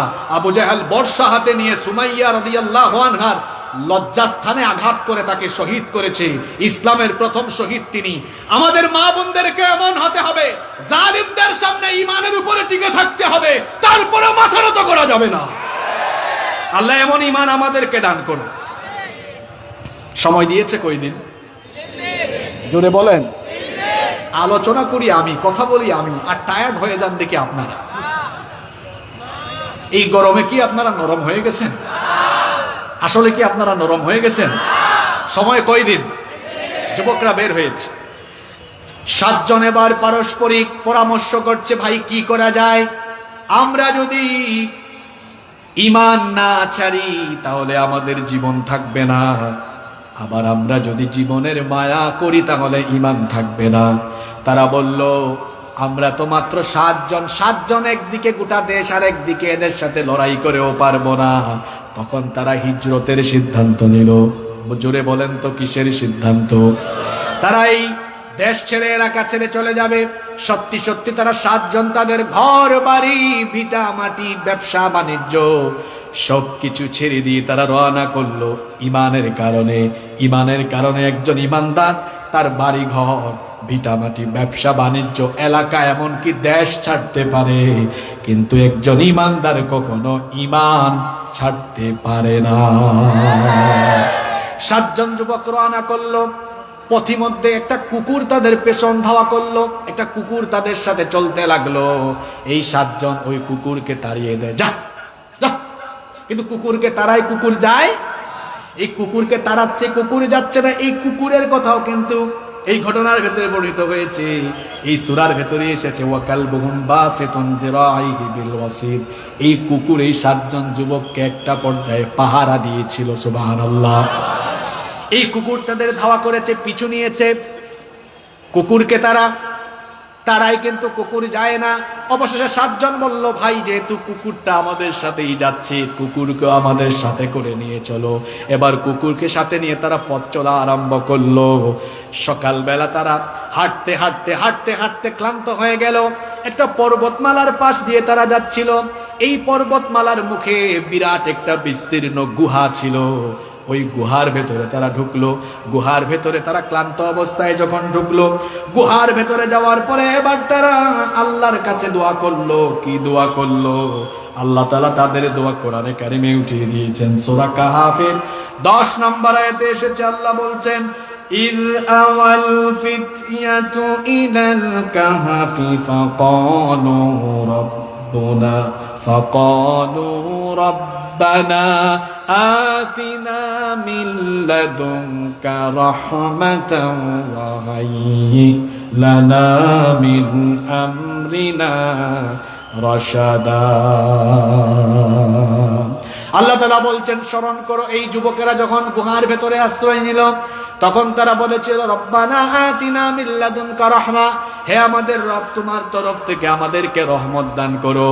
ওয়াহাইয়্যি লানা মিন আমরিনা রাশাদা, আর আমাদের কাজকে তুমি আমাদের জন্য সহজ করে দাও।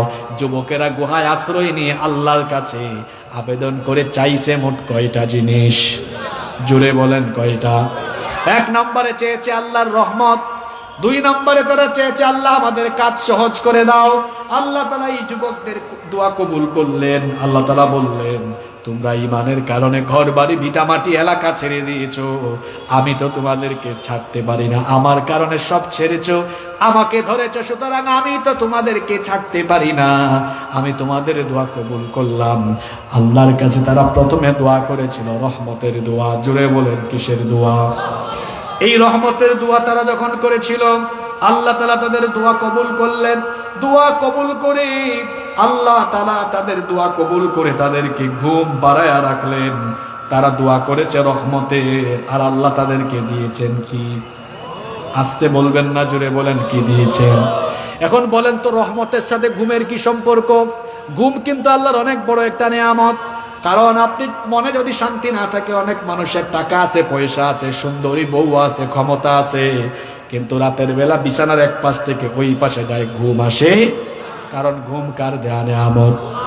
এরা যখন এই দোয়া করলো, আল্লাহ তাআলা বললেন ফাদারাবনা আলা আযানিহিম ফিল কাহফি সিনিনা আদাদা।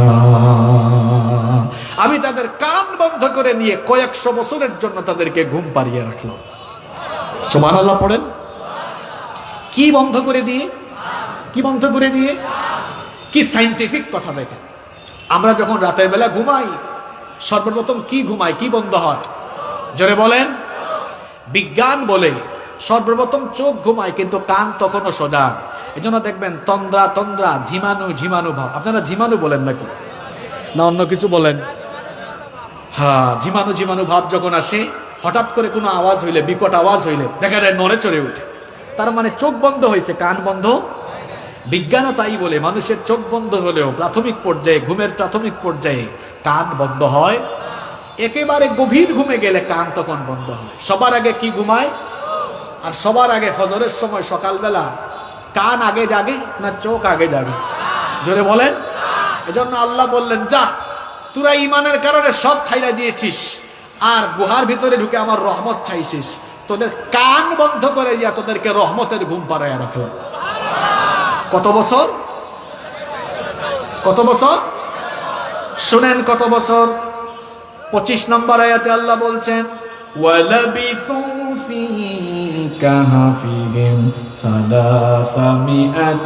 মিআতি সিনিনা ওয়াজদাদু তিসআ। একটানা 309 বছর তাদেরকে ঘুম পাড়িয়ে রাখলাম। সুবহানাল্লাহ বাড়িতে গিয়ে বলবেন নাকি? কত বছর? তো একটা দোয়া করলো রহমতের, আল্লাহ রহমতের ঘুম পাড়ায় দিলেন। আরেকটা দোয়া ছিল, আল্লাহ আমাদের কাজ সহজ করে ওয়াহাইয়্যি লানা মিন আমরিনা রাশাদা। তাদের কাজ কি? তাদের কাজ ছিল ইমানের কাজ, ইমানের পথে চলা। তারা এলাকা ছেড়েছে ইমানদারদের কারণে না বেঈমানদের কারণে? জোরে বলেন। আল্লাহ বললেন, যা তোদের 2 নাম্বার ফরিয়াদ আবেদনও কবুল করলাম, যে বেঈমানদের কারণে দিন ছেড়ে দিয়েছিস, এই বেঈমানদেরকে ইমানদার বানানোর দায়িত্ব আমি আল্লাহ নিজেই গ্রহণ করে নিলাম। এদেরকে 309 বছর ঘুম পাড়ায় রেখে আল্লাহ এই রাষ্ট্রের সবগুলো মূর্তি পূজারী মুশরিককে 309 বছরের ভিতরে প্রত্যেকটা মানুষকে আল্লাহ ইমানদার বানিয়ে দিয়েছে। 2টা দোয়া কবুল হয়েছে কিনা? জোরে বলেন। 309 বছর যখন চলমান, তখন কি আর আগের বাদশা আছে? কত জেনারেশন চলে গেছে না? 309 বছর পরে যেটা সময়টা চলছে, 309 বছর রানিং, ওই বাদশা ছিলেন অত্যন্ত পরহেজগার, আল্লাহওয়ালা। ওই সময়কার মানুষগুলো আল্লাহর উপর ঈমান আনলেও মরার পরে আল্লাহ যে আবার জীবিত করে হিসাব চাইবেন, পুনরুত্থান, কিয়ামতের ব্যাপারে তাদের কোনো বিশ্বাস ছিল। বাদশা তখন আল্লাহর কাছে দোয়া করলেন, আল্লাহ আপনি এমন একটা ঘটনা ঘটান যে ঘটনার মাধ্যমে সারা দেশের মানুষ সাইজ হয়ে যাবে। এমন একটা ঘটনা ঘটান যাতে সবাই পরকালের উপর ঈমান আনে। এই বাদশার দোয়া তখন কবুল করলেন কে? আল্লাহ। এবার কি ঘটনা ঘটালেন শুনেন। এই যুবকগুলো ঘুমিয়ে আছে, এদের ঘুমে যেন ডিস্টার্ব না হয়, সূর্যের আলো তাদের গায়ে লাগে নাই। প্রতিদিন সূর্যকে আল্লাহ ডান দিকে কাত করে উঠাতেন, বাম দিকে কাত করে আল্লাহ অস্তমিত করে দিতেন। সুবহানাল্লাহ। আর ওই যে কুকুর এসেছিল, ওই কুকুর গুহার মুখে দাঁড়িয়েছিল, পা গুলো সামনের দিকে দিয়ে, ওয়াকালবুকুম বাসিতুন যিরাইহি বিল ওয়াসিদ। কুকুর গুহার সামনে দাঁড়িয়ে যুবকদেরকে পাহারা দিয়েছিল। আবার এদের ঘুম যেন না ভাঙে, মাটি যেন 309 বছর একটানা চিত হয়ে শুয়ে থাকলে মাটি বা পোকামাকড় শরীর খেয়ে ফেলতে পারে। এজন্য আল্লাহ তাআলা বলছেন, মাঝে মাঝে আমি তাদেরকে কি করতাম শোনো। এরা যখন ঘুমিয়েছিল, ওয়ানুকাল্লিবুহুম যাতাল ইয়ামিনি ওয়া যাতাশ শিমাল, মাঝে মাঝে ডান কাত করাতাম, বাম কাত করাতাম। সুবহানাল্লাহ। এভাবে করে 309 বছর পরে ওই বাদশা যখন দোয়া করলো, আল্লাহ 309 বছর পরে এদেরকে ঘুম থেকে উঠালেন। যখন তারা ঘুমিয়েছিল সেটা ছিল সকালবেলা না বিকালবেলা? এই বুঝে আলোচনা শুনেন আপনারা। যখন ঘুমাইছিল কি ছিল? সকালবেলা। কি বেলা? 309 বছর পরে ঘুম থেকে উঠছে বিকালবেলা। কখন? ঘুম থেকে উঠে একটা আরেকটা জিগায়, কিরে আমরা কতক্ষণ ঘুমাইছি?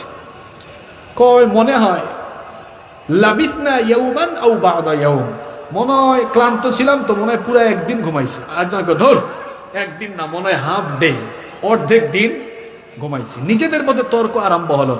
অবশেষে তারা বললো, ভাই তর্কাতর্কি বাদ দাও, কতক্ষণ ঘুমাইছি আমরা সুস্পষ্ট বলতে পারবো না, জানেন কি? তর্কাতর্কি বাদ দাও, ঘুম থেকে উঠলে পেটে কি লাগে? জোরে বলেন। এদেরও ক্ষুধা লাগছে, প্রত্যেকে তাদের পকেটে হাত দিয়েছে। ওই বাড়ি থেকে আসার সময় কিছু পয়সা নিয়ে আসছিল, তখন তো কাগজি মুদ্রা ছিল না, তখন ছিল দেড়হাম বা মুদ্রা, ঠিক আছে? তাদের পকেটে তারা হাত ঢুকায়া কিছু টাকা বের করলো, মুদ্রা বের করে একজনের হাতে দিয়ে বলল, যাও তুমি বাজারে যাও। একজনের হাতে দিয়ে তারা বলল, তুমি বাজারে যাও। এবার একজন বাজারে যাচ্ছে, বাকিরা তাদেরকে বলতেছে, বাকিরা তাকে বলতেছে, শোনো তুমি যে বাজারে যাচ্ছ একটু মুখটা ঢেকে যাও, কারণ তোমাকে দেখলে আমরা তো এমনি মামলার আসামি, ধরে ফেলবে, আবার তোমার মাধ্যমে আমাদের খুঁজে পাবে, একটু সাবধানে যাও। আর বাজারে গিয়ে যেটা মন চায় সেটা কিনো না। ফালয়ানজুর আইয়ুহা আজকা তুআমা, পবিত্র খাদ্য নিয়ে আসিও, কারণ একজন মুমিন কখনো অপবিত্র হারাম জিনিস খেতে পারে। এবার এই যুবক বাজারে গেল, শুনতেছেন তো আপনারা? বাজারে যাওয়ার পরে যখন গুহা থেকে বের হয়েছে, সব দেখে কিরে উলট পালট। আচ্ছা বলেন তো, এই যে ফুটবল খেলার মাঠ, সকালবেলা এটা ফুটবল খেলার মাঠ নাকি? হ্যাঁ, সকালবেলা ঘুম থেকে উঠে যদি আপনারা দেখেন এখানে বিরাট বড় টাওয়ার হয়ে গেছে, আশ্চর্য লাগবে কিনা? এই যুবক গুহা থেকে বের হয়েছে কত বছর পরে? 20 বছর আগে কি আপনাদের এলাকায় এরকম ছিল? আর ওই যুবক তো বের হয়েছে 309 বছর। সব কি আগের মতো আছে? কই কি রে, এলাকা দেখি পরিবর্তন লাগে। কই বুঝছি, ঘুম থেকে উঠছি তো এই জন্য উল্টাপাল্টা লাগতেছে। এখন সামনে গিয়ে দেখে মানুষও আগের কেউ, 309 বছর আগের মানুষ কেউ আছে? সব মারা গেছে। কই কি রে, মানুষও তো পরিচিত না, আমার সলিমুদ্দিন চাচা কোথায়? কেউ তো। কই বুঝছি, মনে হয় এলাকায় নতুন কোন মানুষ বেড়াতে এসেছে, এরকমও হতে পারে। বাজারে গেছে, গিয়ে অনেক খাবার দাবার কিনছে। খাবার দাবার কিনে কি দিতে হয়? এবার পয়সা দেড়হাম দিয়েছে, বের করে দিয়ে চলে যাচ্ছে। দোকানদার বলতেছে, কই যাও? তোমার জিনিস তো নিয়ে যাচ্ছ, আমার জিনিস কই? কয় আপনার জিনিস মানে? আমি আপনার হাতে মুদ্রা দিয়েছি না। কয় কি এর মুদ্রা দিয়েছ? তুমি তো বহুত বড় জিনিস, এদিকে আসো। তুমি এটা পাইছো কোথায়? হয় তুমি কোনো জাদুঘর থেকে চুরি করেছো, নইলে তুমি কোথাও গুপ্তধন পেয়েছো। হ্যাঁ, তুমি এটা পাইছো কোথায়? কয় কি আর গুপ্তধন, এগুলো তো আমাদের টাকা। কয় দাঁড়াও, তুমি আমার কাছে হয়তো উত্তর দিবা না। নগর কোতোয়ালকে ডাক দিয়েছে। নগর কোতোয়াল এসে বলতেছে, তুমি এটা পেয়েছো কোথায়? তুমি কি চুরি করেছো? কয় না, আমি চুর নই। এবার স্বয়ং বাদশাকে জানানো হয়েছে। বাদশা এটা শুনে, বাদশা যখন জানলেন 309 বছর আগের মুদ্রা। আচ্ছা, এখন যদি আপনারা ব্রিটিশ আমলের মুদ্রা দেখেন, অবাক হবেন কি হবেন না? বাদশা চলে আসছে, এসে বলল, আচ্ছা যুবক, তুমি এটা পেয়েছো কোথায়? তুমি কি চুরি করেছো নাকি কোথাও গুপ্তধন পেয়েছো? যুবক বলে, কি বলেন? আমি কেন চুরি করব কিংবা গুপ্তধন পাবো? এগুলো আমার টাকা। এখানে আমার 7 বন্ধুর টাকাও আছে, আমার আরো 6 বন্ধু আছে। কয় 6 বন্ধু মানে বাকিরা কোথায়? কয় আছে তো। কয় কোথায়? কয় গুহায় আছে। এবার নিয়ে গেছি কোথায়? এবার এই 7 জনকে বলতেছে, বাদশাহ বলতেছে, তোমরা বলো তো কোথায় পাইছো এটা? চুরি করেছো নাকি তোমরা গুপ্তধন পেয়েছো? কয় চুরিও করি নাই, গুপ্তধনও পাই না, এটা আমাদের মুদ্রা। লোকেরা বলতেছে, এই বাদশার সাথে ফাইজলামি করো। এবার 7 জন কয়, কি এর বাদশা? কয় উনি বাদশা না। কয় উনি বাদশা না, বাদশাকে আমরা চিনি। কয় বাদশার সাথে ফাইজলামি করো। কয় কি এর বাদশা উনি? আমাদের সমস্যা কার সাথে? জোরে বলেন। ওই বাদশার সাথেই তো ঝামেলা করে আমরা এখানে আসছি। আমরা বাদশাকে খুব ভালো করেই চিনি। এবার এই রানিং বাদশা বুঝছে এখানে কোনো ঝামেলা আছে। রানিং বাদশা দেখলো ওই মুদ্রার মধ্যে, ওই দাকিয়ানুস এর আমলের মুদ্রা এটা। সে তখন অফিসের কর্মকর্তা কর্মচারীদেরকে বলল, যাও তো দাকিয়ানুসের আমলের ফাইলপত্র তালাশ করো। ফাইলপত্র তালাশ করে দেখা গেল 7 জন যুবকের নামে মামলা আছে। বাচ্চা অবাক, গোটা রাষ্ট্রের গোটা দেশের মানুষ অবাক। কি ব্যাপার? তাকিয়ানুসের মুদ্রা 309 বছর আগে, ফাইলও পেয়েছি মামলা, তোমাদের বিরুদ্ধে মামলা আছে, কিন্তু 309 বছর গুহার ভিতরে তোমরা কি করো? কই কি আর 309 বছর, আমরা তো সকালবেলা আসছি, ঘুমাইছি, এখন বিকালবেলা না জাগ্রত হয়েছে। সুবহানাল্লাহ পড়বেন না? কয় না না না, তোমরা 309 বছর এখানে কি করেছো বলো? কয় কি আর 309 বছর? আর একজন কয় হাফ ডে, অর্ধেক দিন না হইলে হয়তো একদিন ঘুমাইছি সর্বোচ্চ। যুবকদেরকে সব জানানো হলো। এভাবে আল্লাহ 309 বছর পরে ওই দেশের পরকাল অবিশ্বাসী লোকদের সামনে এই ঘটনাটা ঘটালেন। কেন ঘটালেন? কারণটা কি? এবার কারণ বলছেন আল্লাহ। আল্লাহ তাআলা বলছেন, কেন আমি এদেরকে ঘুম থেকে, কেন আমি 309 বছর পরে এই বিস্ময়কর ঘটনাটা ঘটালাম। আল্লাহ তাআলা এবার বলছেন, ওয়া কাযালিকা আসারনা আলাইহিম লিয়া'লামু আন্না ওয়া'দাল্লাহি হাক্কুন ওয়া আন্নাস সাআতা লা রাইবা ফিহা। আমি এদেরকে জাগ্রত করেছিলাম, তোমরা যারা মনে করো মরার পরে আল্লাহ মানুষকে জিন্দা করতে পারবেন না, দেখো তোমাদের চোখের সামনের ঘটনা। 309 বছর ঘুম পাড়ায়া তোমাদের চোখের সামনে যদি আল্লাহ এদেরকে জীবিত করতে পারেন, তো তোমরা মরে যাওয়ার পরেও তোমাদেরকে আল্লাহ জীবিত করে হিসাব নিতে পারবেন কি? এই ঘটনা, এই দীর্ঘ সময় আলোচনা কেন করলাম? মরার পরে শেষ নয়, মরার পরে আরেকটা জীবন জীবিত করবেন কে? হিসাব চাইবেন কে? এই পুনরুত্থানের উপলব্ধি যদি কারো ভিতরে থাকে, এ নামাজ ছাড়বে, ওই মহিলা বেপরদায় থাকবে, ওই ব্যক্তি সুদ ঘুষ খাবে, অন্যায় অপরাধ করবে না। যদি শুধু পরকালের ভয় থাকে, জবাবদিহিতার অনুভূতি থাকে, পুনরুত্থানের উপলব্ধি থাকে। সুতরাং আসুন আজকে আসহাবে কাহাফের এই আলোচনা থেকে এই শিক্ষা নেই, পুনরুত্থান আছে, মরার পরে আরেকটা জীবন আছে, ওই জীবনের জন্য নিজেদেরকে প্রস্তুত করি। আল্লাহ আমাদের সবাইকে পরকালমুখী জীবন গঠনের তৌফিক দান করুন, আমরা সবাই বলি আমিন। বসেন, আমার আরেকটা প্রোগ্রাম আছে, অনেক সময় নিয়েছি। এখানে সারা সম্মানিত মানুষ যারা আয়োজন করেছেন তাদের দিকে তাকিয়ে আমি সময় দিয়েছি। আপনি বাংলা কথা বুঝেন না? বসেন। কমিটির কোনো কথা না থাকে অনুমতি দিলে, আমাকে অনুমতি দিলেই ভালো হয়, আমি সংক্ষিপ্ত বলবো। আল্লাহুম্মা আমিন। ربنا ظلمنا أنفسنا وإن لم تغفر لنا وترحمنا لنكونن من الخاسرين। রব্বুল আলামিন ঝাউডাঙ্গা যুব কমিটির উদ্যোগে আয়োজিত আজকের এই মাহফিলকে তুমি কবুল আর মঞ্জুর করে নাও। আমরা যারা এখানে এসেছি সবার জীবনের গুনাহগুলো মাফ করে দাও। রব্বুল আলামিন সভাপতি সাহেব, প্রধান অতিথি, বিশেষ অতিথি যারা ছিলেন সবাইকে মাফ করে দাও। প্রত্যেকটি যুবককে মাফ করে দাও। যুব কমিটির সভাপতি ভাইয়ের মা অসুস্থ, আল্লাহ তুমি তাকে শিফা দান করে দাও। আমাদের পিতা মাতাকে মাফ করে দাও। আল্লাহুম্মা গফির লি ওয়া লিওয়ালিদাইয়া ওয়া কুর রাব্বির হামহুমা কামা রাব্বায়ানি সগীরা।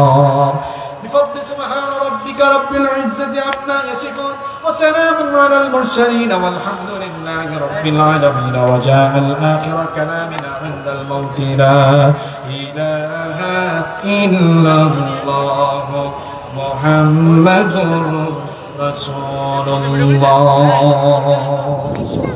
والسلام عليكم. সম্মানিত হাজিরিন, আমরা অন্তর থেকে দোয়া করি আমাদের আজকে